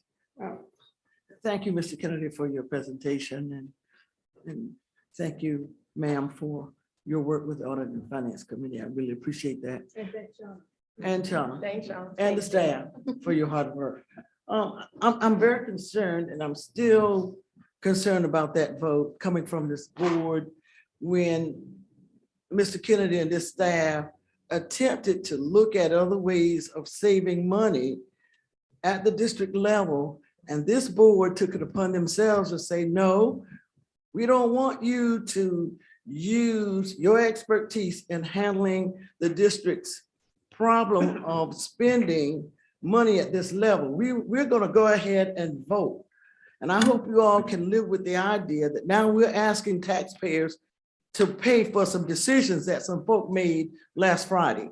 I will not support any taxpayers increase. I want you all to know that. I don't think that the vote that we conducted last week was appropriate. And I want to send a message to the taxpayers. I want you to take a look at last Friday's meeting on those persons who did not vote to support your idea of trying to cut expenditures at the district level. I thought it was a good idea. I think that we're going to have to look at other avenues to come up with some funding. And so I just hope that people who made a decision can stick with themselves. And the fact that taxpayers and voters need to take a look at who you're voting for in November. Thank you. My answer already is no. Thank you, Dr. Frazier. You're quite welcome. Dr. French? Thank you. And I understand that some of the expenses that we're dealing with in the budget this year are salary increases. And so using the fund balance to cover that is not a great option. However, I noticed in the 6.3 mil scenario, you talk about cutting $2.5 million, in expenditures. And I don't want us to cut any of our programs if possible. I think we need to make sure that what students are getting is what they're getting. Shauna, can you correct me if I'm wrong? It looks to me like the projected fund balance of $131 million with scenario 3 is about 21% of our budget. And we're only required to have about 16.67%. And my back of the envelope is that would be about 103 million. So I feel like we maybe have a little bit of wiggle room here and without dipping too far into the fund balance and putting ourselves into any jeopardy. I just would like, am I right on those numbers? So I have not calculated it based on what we just discussed, but I can calculate that and get back to you. Okay. Let me address that, if you would. So, so we have, And I just want to say, Joyce, I know you don't like that. Dip into the fund balance, but we can't continue to increase it until it is so big. It's never gonna get that big. Okay. I'm sorry, go ahead, Mr. Kennedy. So we have a fund balance policy DFAC that's been modified twice in the last 4 years. What that fund balance, both modifications, what they did was one, make sure that we're in compliance with the state requirement, and two, make sure that we came into compliance with the recommendation from the journal, from the Government Finance Officers Association. That's the 16.67%. And so the policy, what the policy did was lock that percentage, 16.67%, into a category that's called committed or for stabilization purposes. So that truly is an emergency fund if there's a disaster in the district. We spend about $49 million every month. And so we want to make sure that we have enough funds available to operate for some period of time in an emergency. And so beyond that, that number, by the way, is the percentage is about, that dollar value is $98 million for the FY23. So it's not based on, it's based on history, not the current dollars that you see here. And also based on the average of the last 2 fiscal years expenditures. So we have to look at fiscal year 21 and where we end in the year this year, not for the budget for 23. And then so beyond that though, we need funds for other things in fund balance. And so the difference between that $98 million and what you see here would be for those other things, for short-term emergencies, for set-asides, for whatever purposes that we have in what's called a sign. So it's different categories, and the 16.67% by policy is making sure that we have an emergency fund. And I know the numbers are going to be adjusted, and I know we're not voting today, so I'm going to save questions to submit to you later. Okay, Mr. Mack, So let me just say that this is the working draft that is budget that's being presented to us today. And as much as Dr. Frazier made a comment in reference to a meeting that we had on last week as far as what staff presented, I have to totally disagree with those comments. As we are a working body, looking at ways of trying to balance a budget, but however, making sure that we're covering all grounds. There are other opportunities in presenting and working this budget, and that's what we should be doing, looking at different ways. But I think board members have to have the option of looking at what's being presented and be able to study to make sure that this is the correct pathway and moving forward. So there are different scenarios out there that can be discussed and looked at, but I totally disagree that we're not wasting taxpayers' money to any degree. However, but we are trying to be good stewards on how we move forward and having a balanced budget. So I'll have to be the first to say that last week was not in any kind of way trying to say to administration that we do not appreciate the work that you do in trying to bring numbers to help us to balance the budget. But however, as we do this, we have to make sure that the decision that we're making is correct and accurate. So as we move forward, we have further opportunities to be able to make decisions and balancing the budget with recommendations. Thank you. Have any questions, Mr. Mayor, about the budget? Do we have other opportunities? That's it. That's fine. I'm good. Mhm. Promote you from brother to Mr. That's all right. I know who I am. Ms. Hedrick? I just have a minor request for transparency purposes. Can we put some realistic values as far as homes and commercial properties? Because I think when people look at the highlighted version and you see a $54 increase, they might not necessarily be looking at $100,000. And if we can find a house in Charleston that's $100,000, point me in that direction. So just to be transparent with someone that's looking through this, I would love to see, and I know that we can add them up, but for the public's sake, some realistic price and cost of living. I think Ms. Coates had asked that same question. Yeah. I was expecting that to be in this presentation. So 2 points. One, so valid point number one. So there's been 2 points. One, the assessed property values, special on housing, is not the same as market value. So assessed property value is I'm assuming always lower than market value. And then the second point, the request was made in Audit and Finance. Staff is not something that we can internally generate. So we have reached out to the county auditors to help us with that. So we hope to have that for the May 23rd reading of the budget. So we will have it. Ms. Coates? So thank you for pointing out the obvious. I think the first thing that would jump out at anybody is that for our own internal purposes, we decided rental homes were valued at half the cost of owner occupied homes. And that certainly creates a red flag. When you look at this and it says an owner occupied assessed value is 200 and you flip the page and say, well, we're going to assume a non-owner occupied is 100. I appreciate that we're going to get some real numbers because that's where I really struggle with this. If we approve this budget as is, we will have approved a 20 millage increase on the middle class of Charleston County in 5 years. And I struggle with that because those people will have to pay for these things. That's where this money comes from. I did a quick check and I'm not going to discuss very specific categories because Bill and I've had some very open discussions about salaries in the Southeast versus keeping up with inflation, 2021, 21, 22. There's nobody that's not struggling in that category. But one thing I thought was very telling for me is that in Charleston County in the US Census for 2020, anywhere between 32 and 36% of the housing stock in Charleston County is rental. I think that's a little bit shocking. Sure, in my neighborhood, I don't think it's odd that I can walk down the street and every third house is going to pay this tax increase. But the reality is across the county, if you walk down any street, every third house is going to bear the brunt of an increase in rent, again, over last year's increase in rent that we charged them because that cost goes somewhere. And this is 3 times higher millage increase than we've ever done in our history. I'm not saying these are not worthy costs. I'm saying my struggle is the people who are being at me, who are being asked to pay for this, we're not doing any better either. So I really struggle with that, and I'm hoping we don't have to come to a 9.1 for that reason. I will continue. The one other thing, and I think this is just a minor detail, but these are the things that jump out at laymen.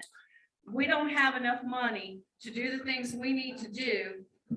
So we're going to create a position that pays its starting salary. It'll never get cheaper than this. It will always get more expensive, $30,000 more than the revenue we have to pay for the salary. Ms. Coates, you need to wind this up. I will. Yeah. But the charter school coordinator, that salary is $30,000 more than the revenue source.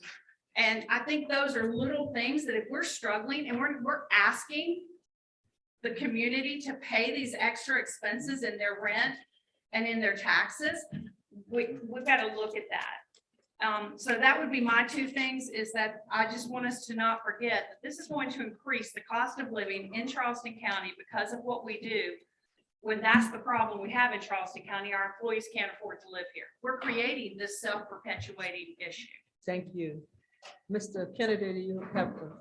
Yeah, just 2 points. So one, yes, I understand. And so we're working on that. And then the other point on the position that you mentioned, that's a direct result of a board action. I think 2 years ago, they indicated that the staff should allocate use a 0.25% to charter school revenue to staff a position. And so since that time frame, the position itself is cost increase.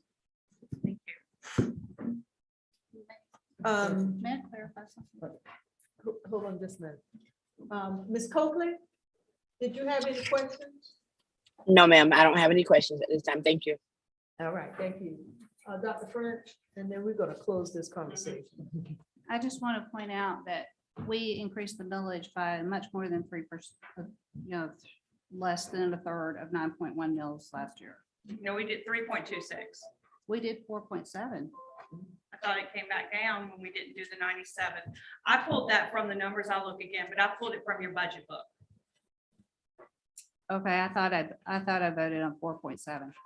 Well, it doesn't matter. It's whatever it was. It's good to know. It what is, and it'll be is. 2% in 5 years. I don't remember off the top of my head. Ms. Kennedy, do you, what the millage was for last year? The increase? You are. That number escapes me. I believe 3.2, but we're verifying right now. Oh, okay, okay. Are there any other questions? And I'm sure staff would be amenable to any suggestions, specific suggestions that maybe you would have about how we accomplish what we need to accomplish and balance the budget at the same time. So, I mean, it's not an easy task, but if you have suggestions, I would suggest you pass them on. Yeah, I'd just like to make a comment, please. And I have to go back to the fact that when we hire people in these positions, and I know this may sound redundant, but when we hire people to come in and perform certain duties for our children and for this community, then we have to support those decisions and those persons. And I know that this staff has taken some time to look at all scenarios on how we can save money, how we can cut staff, and how we can alleviate the burden to the taxpayers. And for this board, and I'm talking about this board, to sit back and let you all do all of this work and then come and make a decision not to support you, I think that sends an incorrect message, and that we need to rethink our positions when we bring items before this board. That's all I want to say. Thank you for your hard Dr. work. Frazier. And unless, did you not have an answer yet? Not yet. Okay, all right, just let us know whenever you do get that answer. Yes, ma'am. Okay, thank you all very much. Thank you. Shauna, thank you. Good initiation, good job. And, Thank you. Bill, She's thanks still here, always y'all. as your support, and thank board members for their questions. Thank you. With that, Ms. Darby, Okay, thank you. Next item 6 is the policy category. Dr. French. Thank you. I'm going to allow Dr. Taylor to address the item 6A, which is actually about naming one of our facilities, or two of our facilities.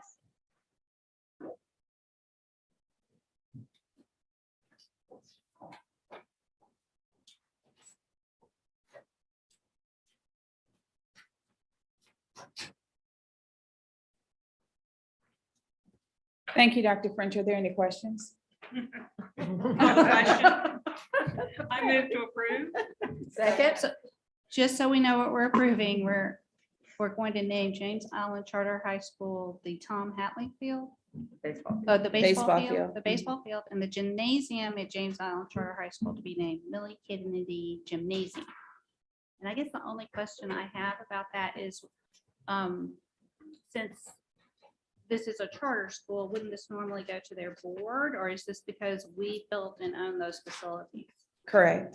Because we own the facilities, they come to us. Their board was a part of this process, and then you have to approve as well. Okay. Because they're converging.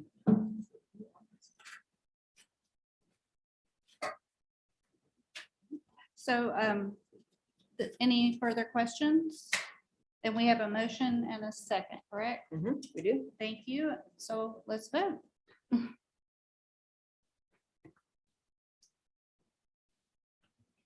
So I think moving forward, though, board ought to take in consideration the naming of facilities actually should not come under policies. That's something we can discuss. Yeah, under we- other things. Dr. French and I We're talked about working that. on that. Yeah. We can fix that. Don't Yeah, worry. I think that's because I know, just let me finish.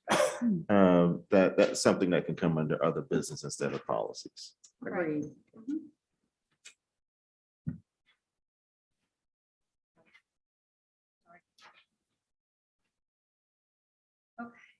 So the motion passes unanimously, so that will move to the consent agenda. Policy 6B, agenda item 6B is about changes to policy IG, which is our curriculum development, adoption, and review. And just so everybody knows, this is our vote to recommend to the board, and there will be two readings, one at May 23rd and one at the June board meeting. I am so sorry that this has happened, but I'm going to have to complicate this motion, and I sent Julie the motion that I'm going to read to you, but these were put at your desk today. So this is the version of this that you received in the packet today was not the version that we had agreed on at our meeting last week in the policy meeting. And so that's why I have updated you with this printed copy. Thanks, Ms. Belcher, for providing that. And it only leaves out two sentences that were added, but that we had agreed to take out. So the two sentences that I'm going to state that we're taking out of the packet version don't affect the policy in any substantial way. If you have any questions, I'm happy to take them. But this is basically to streamline the policy. There were a lot of specifics here that are not really something that the board should be demanding. And I have been assured by Ms. Belcher that there are other policies under review which are going to address making sure that we don't violate our commitment to keep all of our students represented in our classrooms, our instructional and curriculum material. So I think that's all. So I'm gonna read that motion. I gotta grab my email. Sorry.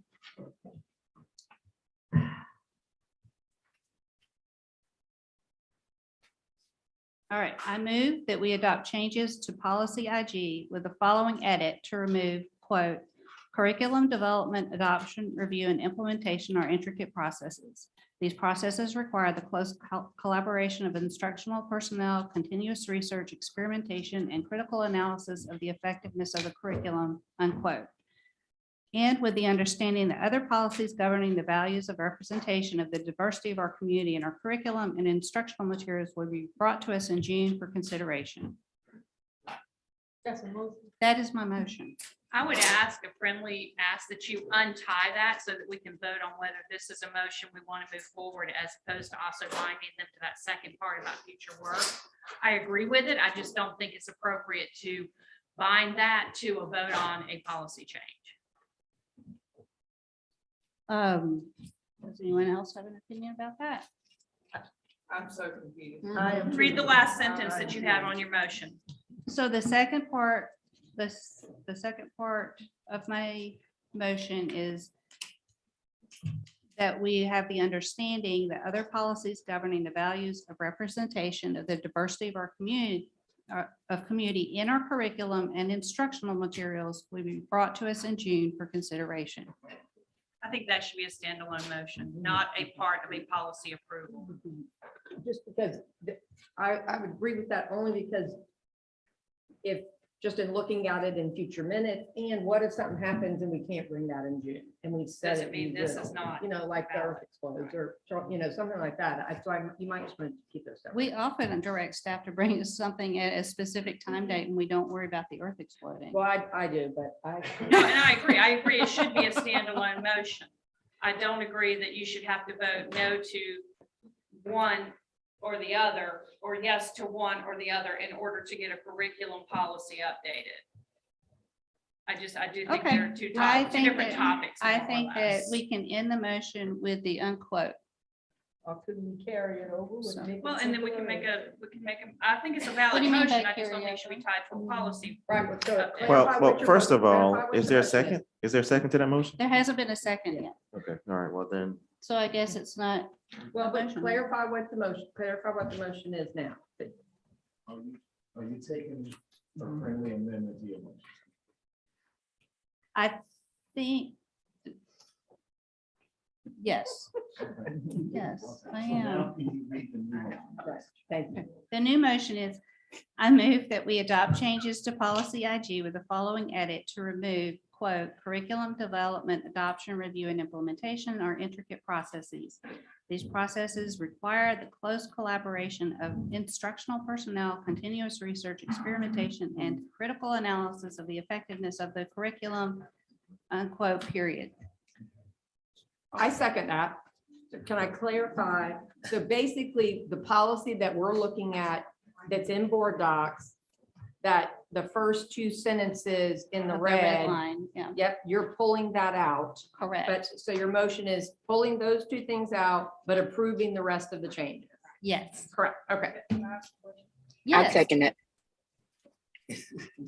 Oh, is it? I think we've seconded it. Yeah, Kate Ms. seconded. Belcher, does that accomplish what you needed to It accomplish? does, and thank you, Dr. French, for your patience with the version control. And behind the marked up version is the policy with all corrections, so that the board members can look at that, just so you can see the difference. And that is the policy we're asking the board for approval. Essentially, just want it to be more general and less specific. And apologize again, because the mistake was on our side, and appreciate Dr. French catching it. Yeah, this black version at the back is what it will look like in the policy manual. Thank you.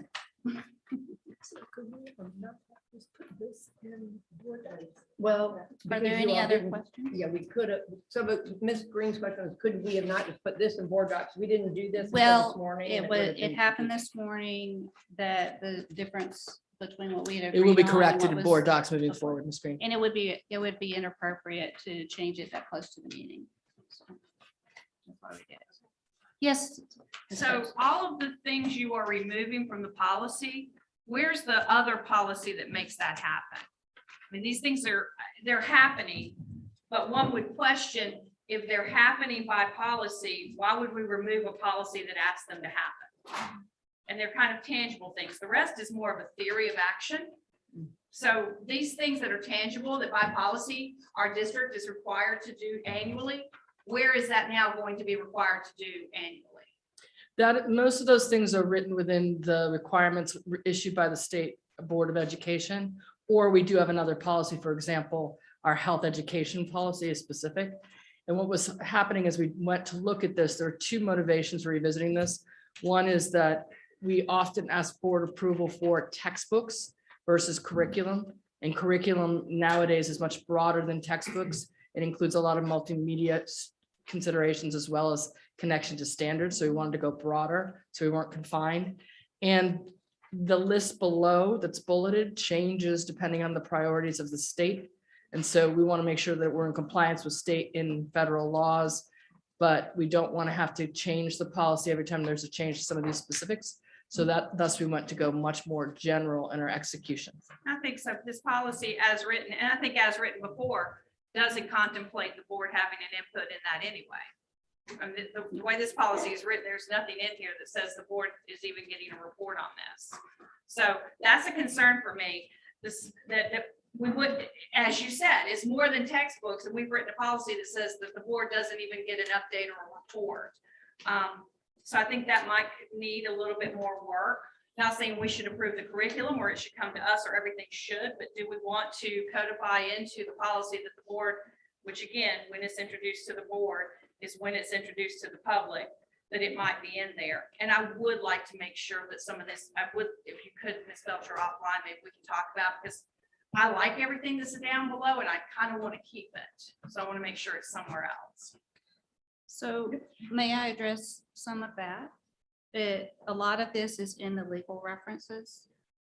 And so if it's required by state and federal law, it's going to be done. Sure. I'm just asking her to tie them. Okay. Yeah, so that we know that. And I would like, while we're talking about this, to have something that puts it in the public arena via a report to the board. So can I ask a last question? Sure. So are you looking for a report to the board on curriculum? Well, we have a textbook approval. Right. She just, and now we're saying that textbooks curriculum is so much more. We require a textbook approval and we're approving a policy that doesn't require curriculum approval. I wasn't even gonna say we need to approve curriculum, but we do have a policy to approve textbooks that's still on the books when this is passed. Right.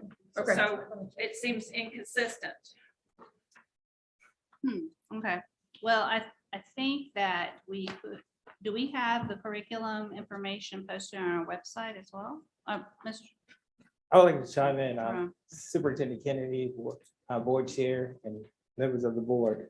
The policy is written in general terms, and typically those bulleted items are addressed in administrative rules. So before we recommend the curriculum to the for use, we'll bring that curriculum that we, for example, that we review based off of the administrative rule in terms of making sure that we accomplish all of those things that are listed in bulleted items here, until that they are addressed by the references to the law. We have a team review those items, and then we'll bring a recommendation to the board for adoption of a particular curriculum.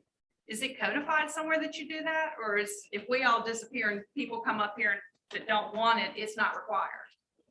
The review? That to bring the curriculum to the board? Well, I don't think this policy is saying that we're not going to bring it to the board. I think it's what it's telling you is that we're going to do a review and an adoption of that curriculum. But based off of the review, we're going to make sure that we follow the law. We're required by law. Not denying any of that. Right. I'm wondering if there is anywhere where we have a policy or a system that if we all go away tomorrow and there's a whole new set of people here, curriculum does or does not come out in the public arena by being presented to the board. And right now, I don't see anywhere in this policy where that happens. But didn't you just say that by law, you have to present it to us? Not So presented it to the board. by yes, ma'am. law, you have to. You have to it present what? a curriculum before you adopt. Before we adopt it to the board, Okay. we do that. So we don't That need a solves my policy issue. by law, yeah. And this policy nor the previous policy reference that piece. Where is that? Okay, cool. Thank you. Yeah, We've we got- haven't removed- As Dr. French said, we've got 2 readings. Right. Question. Okay, if there are no other pressing questions, let's go ahead and vote. I say that slowly so that you can jump in.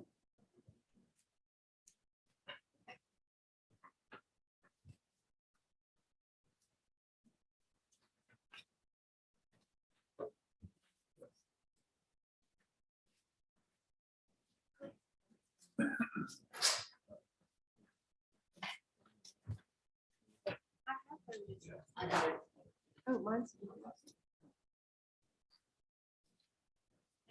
Did I vote? It's not showing up. The little change voted and showing up there. I voted right. Yeah, it you're up looks, there. it appears Okay, you good. voted yay, is that? Okay, that is correct. Okay, the Great. motion passes. And we will discuss it at the next board meeting, at the board meeting on May 23rd. Thank you, and I return the meeting to Ms. Darby. Thank you. The next item on the agenda, 7A, is the legislative update, and I think I saw Brian, there he is. Patiently waiting. Patiently waiting, been waiting for a while, I'm sure. So, one, would y'all like him to do an update, or do you all just want to ask questions? Brian, do you have any quick update that you want to share with us?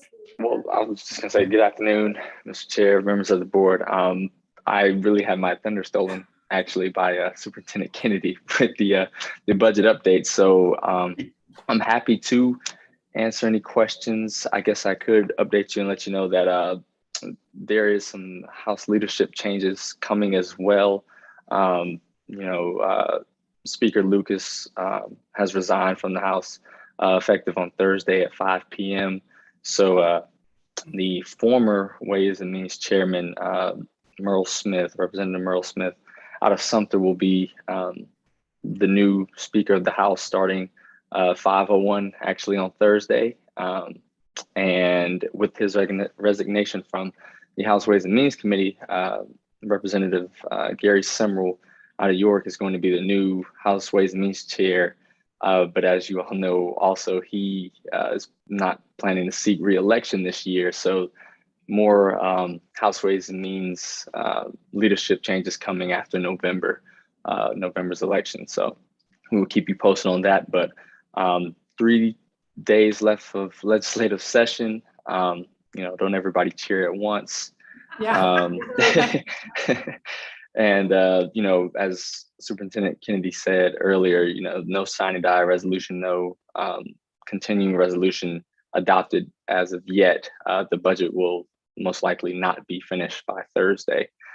So they will come back. The General Assembly is expected to come back late June, sometime after the primaries to finalize its budget. And a conference committee will be appointed most likely, and then conferees from the House and Senate will be appointed, and they'll hash out the differences in the Senate and House versions of the budget. So with that, I'm hoping that was brief enough, but with that, I'll take any questions you all may have. All right, does anybody have any questions on the legislative update? Just want to say thank you for your service. Thank you. No problem. Thank you very much for the work you've done with it, for us and with us. We appreciate it. And for the help board members day at the State House. Yes, ma'am. Happy to. Okay. Great, thank you very much. And hang in there for the next 3 days. Okay, the next item, 7B, is the nutrition services overview. And so I think we have a presentation on that, and we want to hear it, but we want to be as concise and on it as possible, which means okay, don't talk to me. No, I'm just all right, good afternoon. Reverend Dr. Mack, school board, and Superintendent Kennedy, thank you for giving me a few minutes. I'll be as quickly as I possibly can. Nutrition Services Department, I've had 3 things to talk about. One, we need to make sure that we're serving nutritious meals to our kids and meals that the kids will eat. 2, taking care of our employees and letting them know that we value our employees. And then 3, what we're talking about today is that we're running a balanced budget. So when we got right into the budget this year in 21-22, how are we looking? We just got our numbers in for March, April, and we've conservatively, by the end of the year, we'll put $3.4 million back into our reserve fund. Now, to give you, what I didn't talk about is our department runs separate from the district's GOF. So we have our own general operating fund. We have our own fund balance. So if we run out of our fund balance, then we have to depend on the district's GOF to support us. And we haven't had to do that. But there's been some increases in the last year I'd like to talk about, just a few of them, just to give you an idea of how we put the budget together and how we've been able to get $3.4 million. Chicken alone, take our chicken, which is our #1 item. Chicken at the beginning of the year was about 70 to 80 cents for a 4-ounce whole muscle chicken breast. Okay, it jumped to $1.05. We're $1.05 right now. After I talked to manufacturers and distributors, by midsummer, a pound of chicken has been manufactured, brought to distributor, brought to us will be $6 a pound. That means that 70 to 80 cent piece of chicken that we bought back in September of 2021 will now be $1.50. The packaging supplies that we use to keep our meals hot, to go into the classrooms, those packaging supplies at the beginning of the year were 29 cents a package. They are 44 cents a package right now because we cannot get the raw materials to make them. And this is just 3 items. Milk, which we just found out, milk in September 2021 was 21 cents a carton. We buy 5 million cartons of milk every year. Milk starting June 1st will be 32 cents a carton. That means next year that'll be over $500,000 in new expenses on just one item. Also, the previous year, believe it or not, some districts leave money laying around, which I got. We had $887,000 more in funds for fruits and vegetables last year because our district asked for it. But this year there was no additional funds laying around, so we're 31% down in the amount of funds we get for additional fruits and vegetables.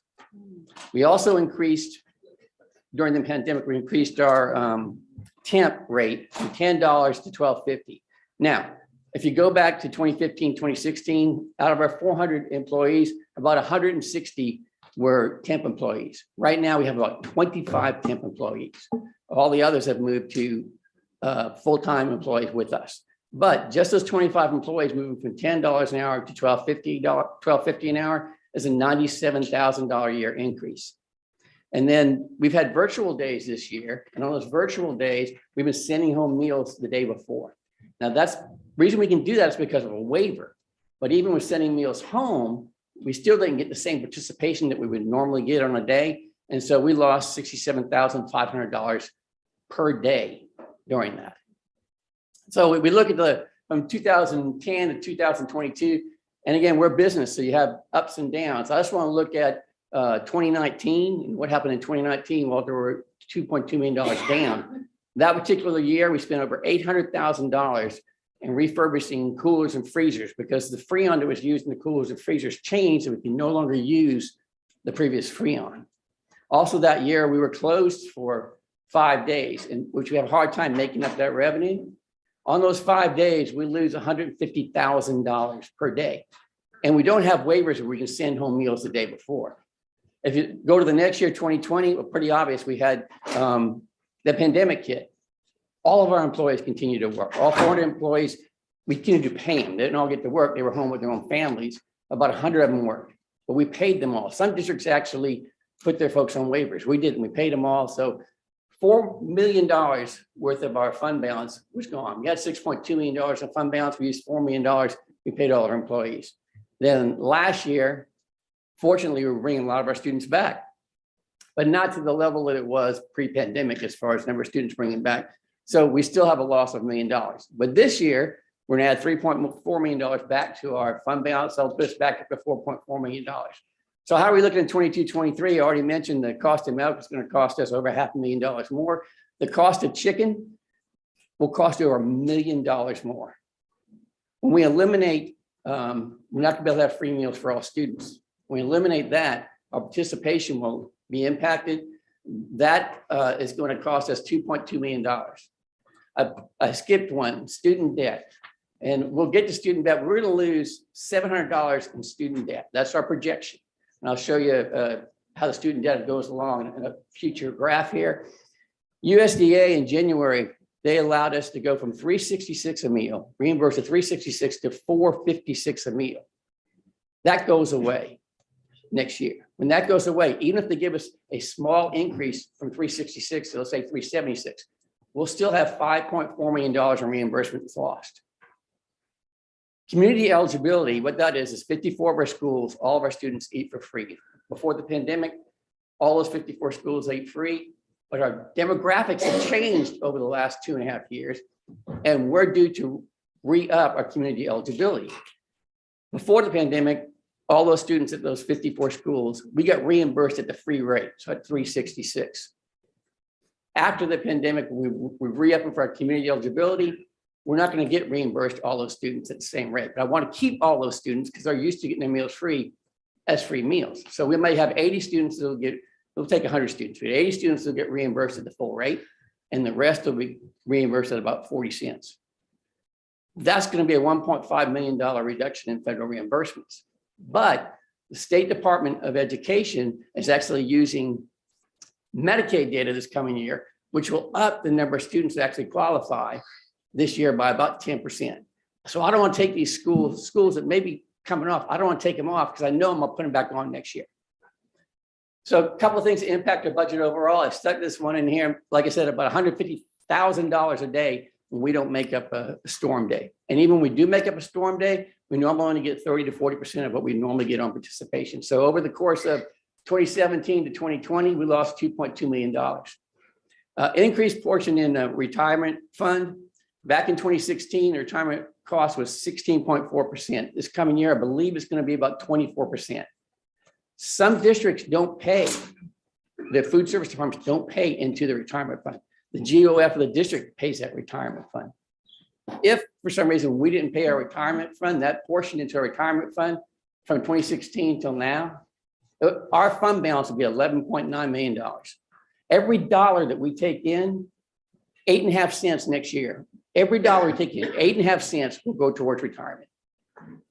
Indirect costs, some districts don't pay indirect costs. And indirect costs will cover things like, you're not sure how much of the garbage is going to be charged our department, how much electricity is going to charge our department. So that's why we pay indirect costs. That kind of the basic idea of it. Some districts don't pay indirect costs, or some districts didn't pay indirect costs the last 2 years in the food service department. If we hadn't paid indirect costs, our fund balance would be $10.42 million. We pay 5 cents out of every dollar into indirect costs. So 13.5 cents out of every dollar next year that we take in is going to go to these two items, retirement and indirect cost. Equipment purchases from 2016 to 2020, we spent $2.1 million on equipment.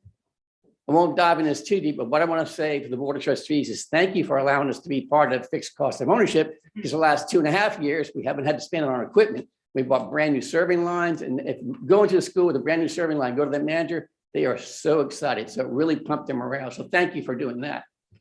Unpaid student charges. This is kind of give you an idea. Over this period of time, from 2009 to 2020, we spent $1.7 million in student charge debt. That's actual debt that we have, $1.7 million. You know what happened in 2016?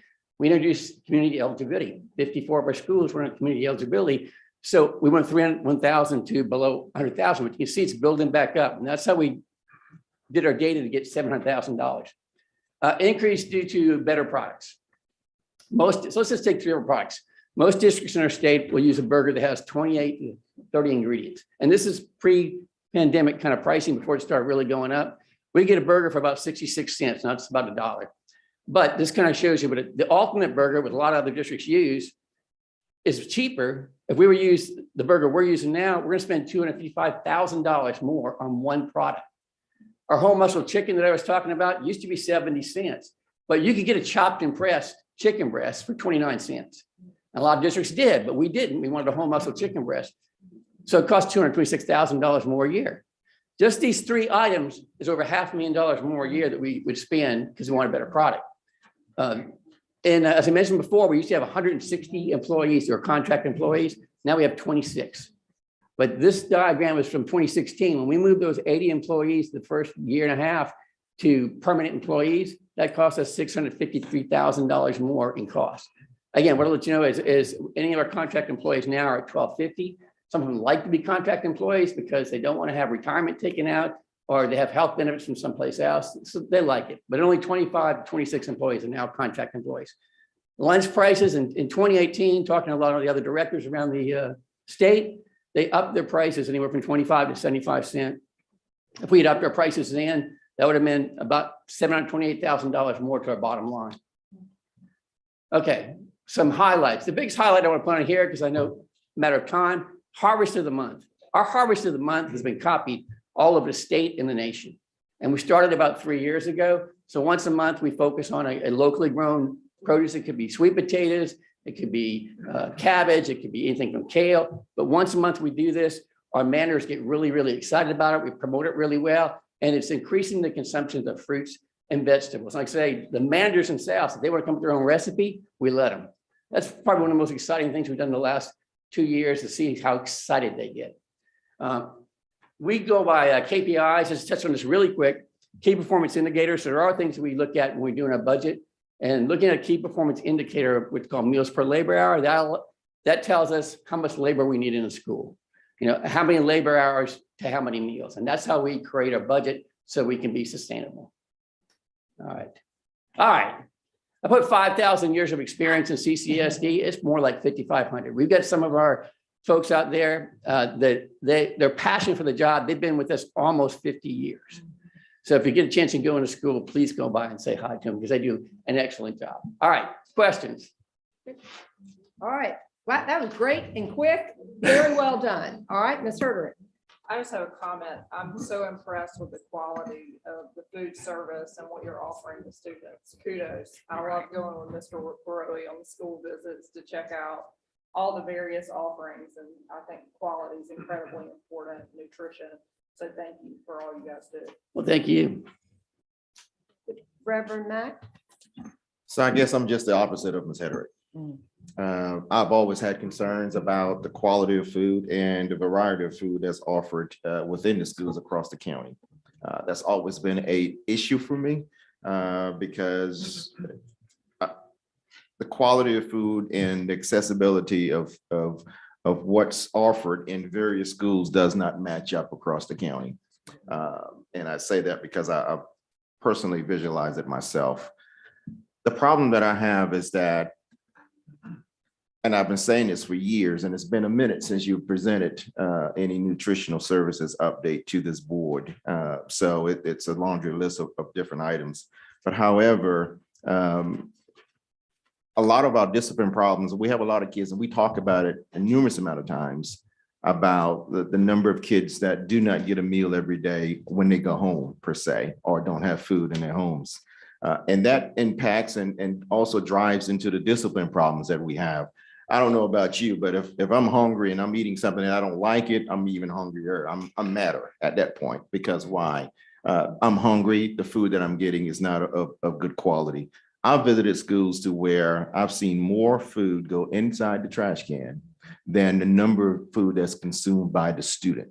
Witnessed it myself. So it leads me to believe that it is the quality of food that's being delivered and the choice options that are made available to students. A number of students bring their lunch to school because of not the quality and the taste of food that they're receiving was inside the cafeteria. I've been stressing this for a numerous amount of time of the fact that the same equity across the county is not the same in every school. I will definitely look into your concerns. Yeah, well, I have been out in schools and seen the meals and talked to kids and principals. If there's a specific school you'd like me to address, I gladly address it because we do want to have equity across all of our schools, and we really try hard for that. Yeah. Well, I appreciate that as well. And I noticed a trend on the financial side of it because it seems like we started somewhere in 2018. It looks like that we may have been trending down. And I know the pandemic came at the same time as well. And I noticed we took a hard dip in that particular area. We're going to need to take a real hard look at food services and what's actually offered to every school and to making sure that every student eats a good quality meal to where they can function inside the classroom. Thank you. Ms. Green? I just wanted to comment on thanking you for the time and effort you put into your report. Thank you. Dr. French. Okay, Dr. Frazier. I'd have to agree with Reverend Mack. There is a difference in the food that you receive in the Mount Pleasant area as opposed to the food that's served at Baptist Hill. And so there is a disparity in the quality, and that's something that we need to take a look at.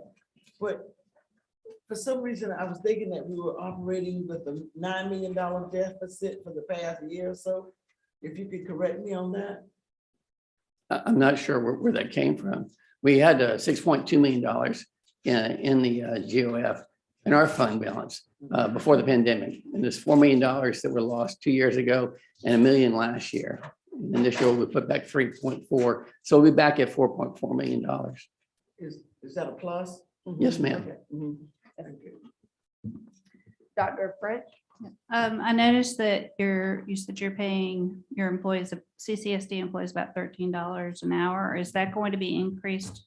81% of our To employees. 17 like Mr. Brigman said? Yes, ma'am, I believe so. 81% of our employees make more than $15 an hour.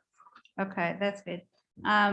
So the other thing is I realize that the quality of the food is different at different schools, and I've seen different, presentations of cafeteria type. Wando High School has a food court. Most schools just have a line. Yeah, and I will say my own student comes home hungry sometimes because the food is bad. He refuses to eat it. And his school gets food delivered from another school. And it's cold. Hot food that's supposed to be hot, sometimes shows up cold. So there are definitely some issues going on, and I hope that you're addressing that at all of the schools. I know Well, it's a lot.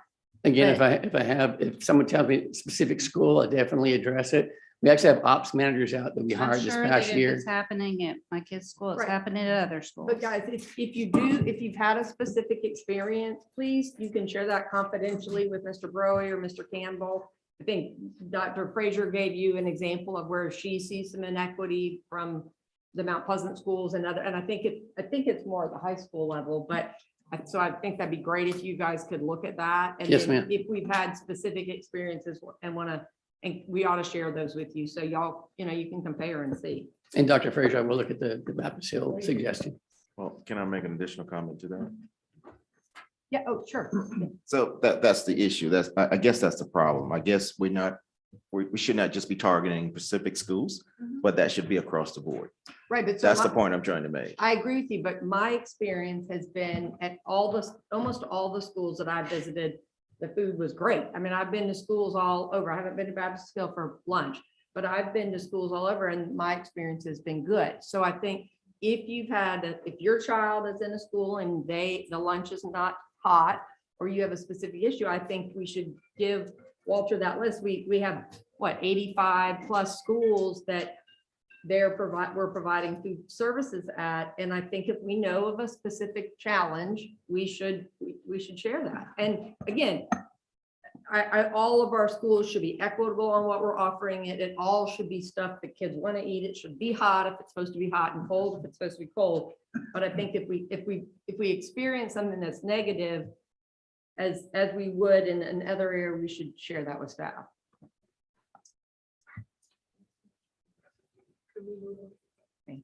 Yep. All right. Any other questions? Thank you very much. And Thank thank you. you for the financial side of that. That's great. Okay, the next item, 7C, gonna move items 4B, the mission critical item for the D10 middle school, and item 6A, policy FF, the naming of facilities for the James Island baseball field and gymnasium, to the consent agenda on May 23rd. Can I get a second for that? Second. Okay, any questions, or did I get anything wrong on that? Okay, can we vote on that, Julie?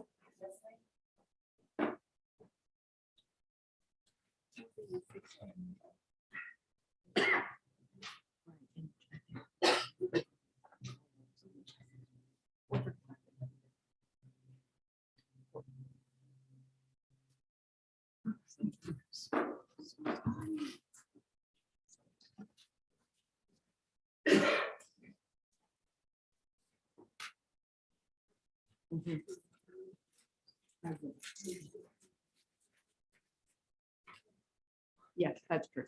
Okay, that passed, and then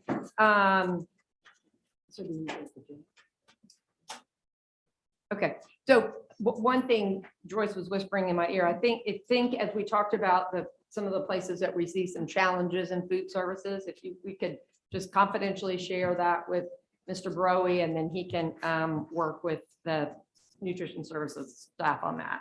Upcoming meetings, we have a special call meeting right after this, and I think we're going to start at 4:35. So don't go anywhere. We have our board meeting on the 23rd, committee of the whole June 13th. We have governance training on June 16 and 17, 9 to 2. So make sure Lauren knows if you're coming to that. Our board meeting on June 27th, and Reverend Matt may mention this, but I know Ms. Taylor said that if you have an RSVP to Teacher of the Year and you want to go tomorrow, they still had some space. So let Ms. Taylor know though today. Yes. Oh, they did. Okay. Oh, you got an email today about that. So please let her know. Thank you. All right. If we have a motion to adjourn the meeting? Okay, we're adjourned and we'll be back in 10 minutes.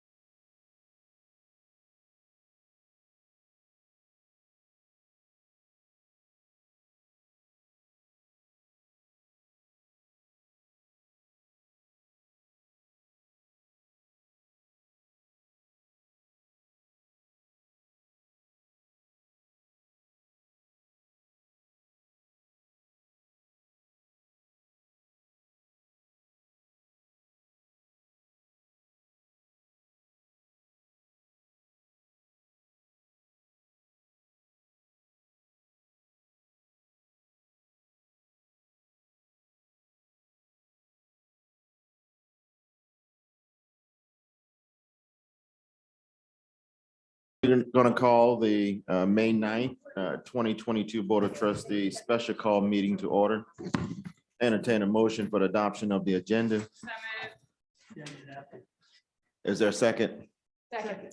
Moved by Ms. Coates, second by Ms. Darby. Are there any questions? Hearing none, we ask that you please cast your vote.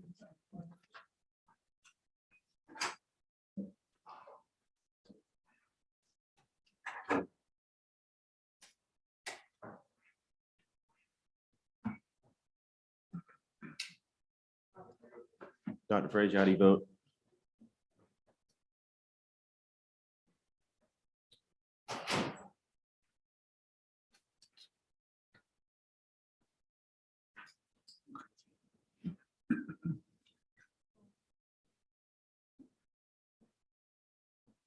Okay, that motion passes. Entertain a motion, go into executive session. So moved. Thank you. However, we were going to go into the conference room today, but given the fact that there's no, Ain't none of you here. no, we have people sitting out there, but however, we're going to remain here today and, but in the future, we will be going back to the conference room. Thank y'all.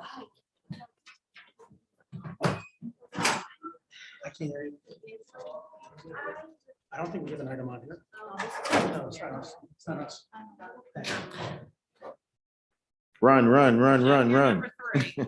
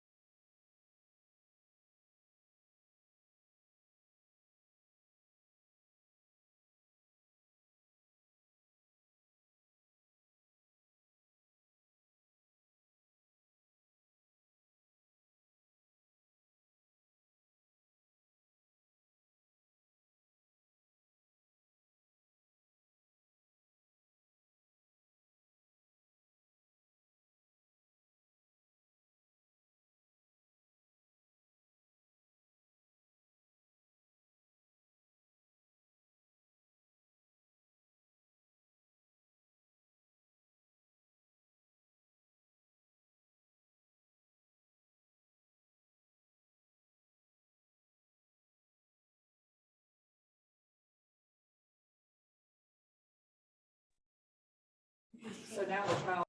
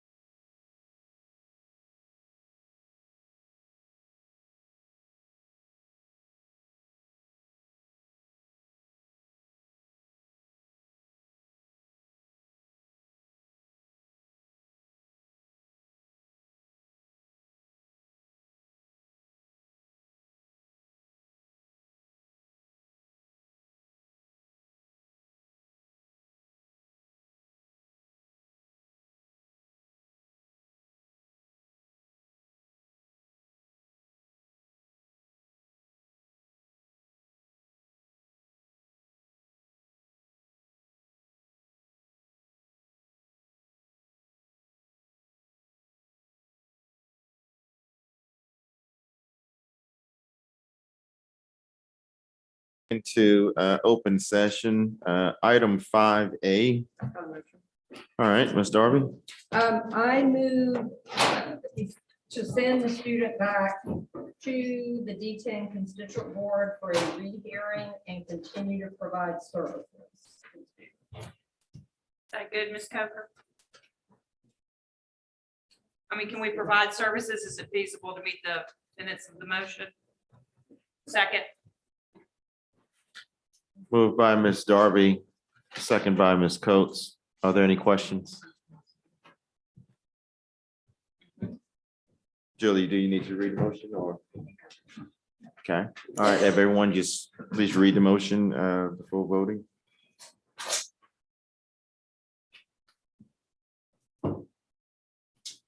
Yeah, we probably need to say rehearing, Julie, just because he's already had a hearing.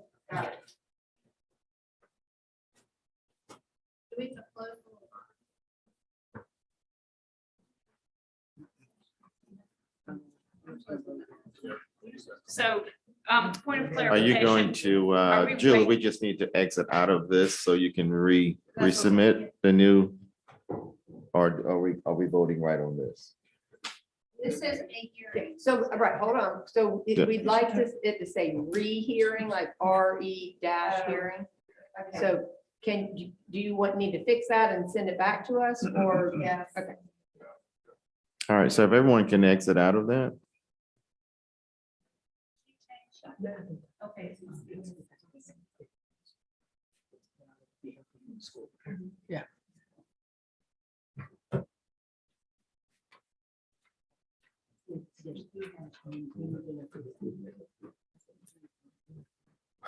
Well, we have to believe because the city. I don't know where he went. Is the security guard still out? Okay. I think Cindy scared him off or something. I don't know. Oh, Let's take it out. Yeah. All right, so send student back to D10 constituent board for a rehearing and provide services. All right, if everyone will please cast their vote. That's coming.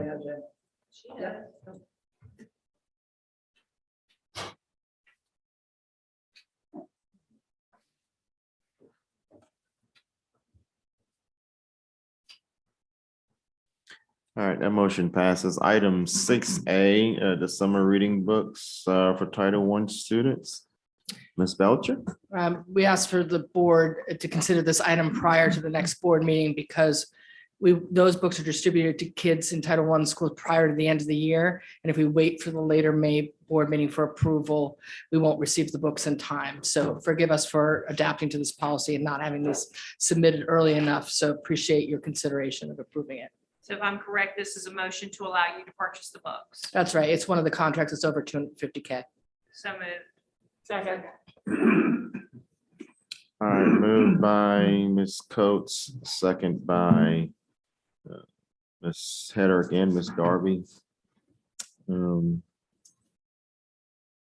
there any questions in relations to any of the list?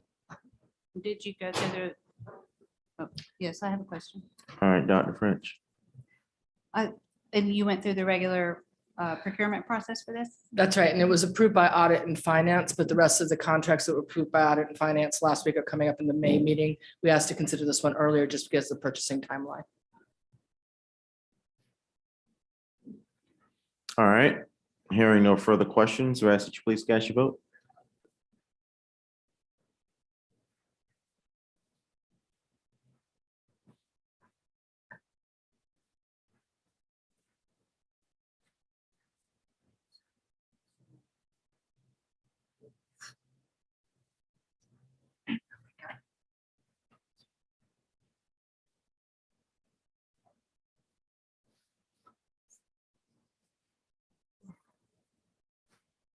Okay, that motion passes. Item 6B, Mr. Barori. Thank you, Reverend Mack. I'm bringing forward a recommendation from staff to overturn a zoning decision made by the District 4 Constituent Board last fall. There are details in the background document that I've provided you, but just very quickly, we made a recommendation to them last fall to rezone 292 students from Stall to North Charleston High School. That recommendation was based on building capacity, it was based on conditions that existed before changes occurred at North Charleston High School, and without a detailed programmatic study of that school over the course of last summer into the fall. We took a closer look at it, working with the principals. We went back to the constituent board and gave them the additional facts, the existing conditions of the facility, and they chose not to reverse their decision that was made last fall. So we're asking that the board overturn that decision, allow the kids that are installed to remain installed. I will say that the projected number of students is less than what was presented last summer and fall to the constituent board. And they were told that last month when I briefed them. As it stands right now, the projection for FY23 at Stall without a rezone is 67 more students than they have as of the day 10 numbers. And so you already approved a trailer, a modular unit back last month. That modular unit is being procured. That would provide them additional capacity to cover that. And then we will work with District 4 Board. We have a very good relationship with the constituent board on zoning, and they've been very supportive of the efforts in the past. And I have had conversations with the chairperson about bringing them numbers related to other high schools in North Charleston, taking a harder look at what the possibilities are for future rezoning. Okay. Any questions? Dr. French? I wanted to say that I was able to attend the constituent board meeting when Mr. Burrow presented. And if it had been before me for a vote, I would have voted to support the staff recommendation. I do have a question about the motion you have here, because I thought that you were intending to delay the rezoning, or are you asking to overturn the rezoning? I think either could be done. We definitely do not want it to happen this year, but I think reversing it and then going back to meet with them with the data is the best way to go. If we just overturn it for 1 year and then they just say, we're going to stand fast, I have to come back to the board again. I would rather go in with them with a clean sheet of paper, And looking just redo the and zoning. redo the zoning. So I'm glad you picked up on that. So I'm not asking for just 1 year. I'm saying just overturn it. Let us go back and work with them on a better configuration in the future. And one of the things I noticed is that you were projecting next year and possibly the future that it may be that the capacity is not, or the enrollment's not going to increase as fast as you had first thought, as well as you were going to have a little bit of extra space and you're looking at some other options. Correct. That is one of the big differences from the information provided them. And I'll also say that in wave 3, we have an expansion at Stall, and we're going to get as much input as we can from Principal Carrick before he leaves on what that ought to look like. But that is something we want to begin planning on executing right now, so that we are not just solving the problem today, but getting kids that are there out of trailers. Okay, Ms. Arbor. So I wonder if based on that answer, Mr. Rowe, if we need to have, the motion needs to say something so that it's clear, it's not just for next year. I mean, I think that's clear. Exactly. I think if we stay out of the weeds on next steps, yes, that we uphold their request to overturn the constituent board decision, the same as we do with the disciplinary hearing. We just simply do that. You've had lots of conversations with me, Jeff, and I've had lots of conversations with the constituent board chair. You know, we're going to be having to have this conversation again. I don't think it has to be in the motion. okay, all right, that was my question. All right, anything else? I'm happy to make the motion. I was gonna say, or I can't. You're All right. right, let's go for it. I move to approve the administration's recommendations to overturn the D4 constituent board's decision to rezone. I second. Moved by Mr. Darby, second by Ms. Coates and Ms. Hederick. Are there any questions? Hearing none, we ask that you please cast your vote.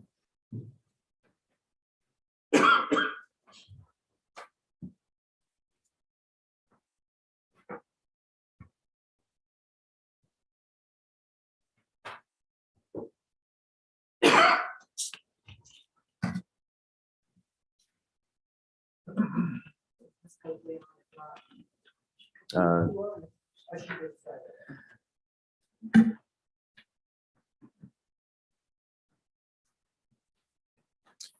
Okay, that motion passes. Board members, as you can see, we are back to full scale as far as sitting on the dais and allowing full capacity for the audience to attend. However, I do ask that you pay attention to policy BEDM as well, as that will be enforced fully, and that's meeting the qualification for zooming in for meetings, and that you have to be here in person is the expectation. Entertain a motion for adjournment. So moved. This meeting now.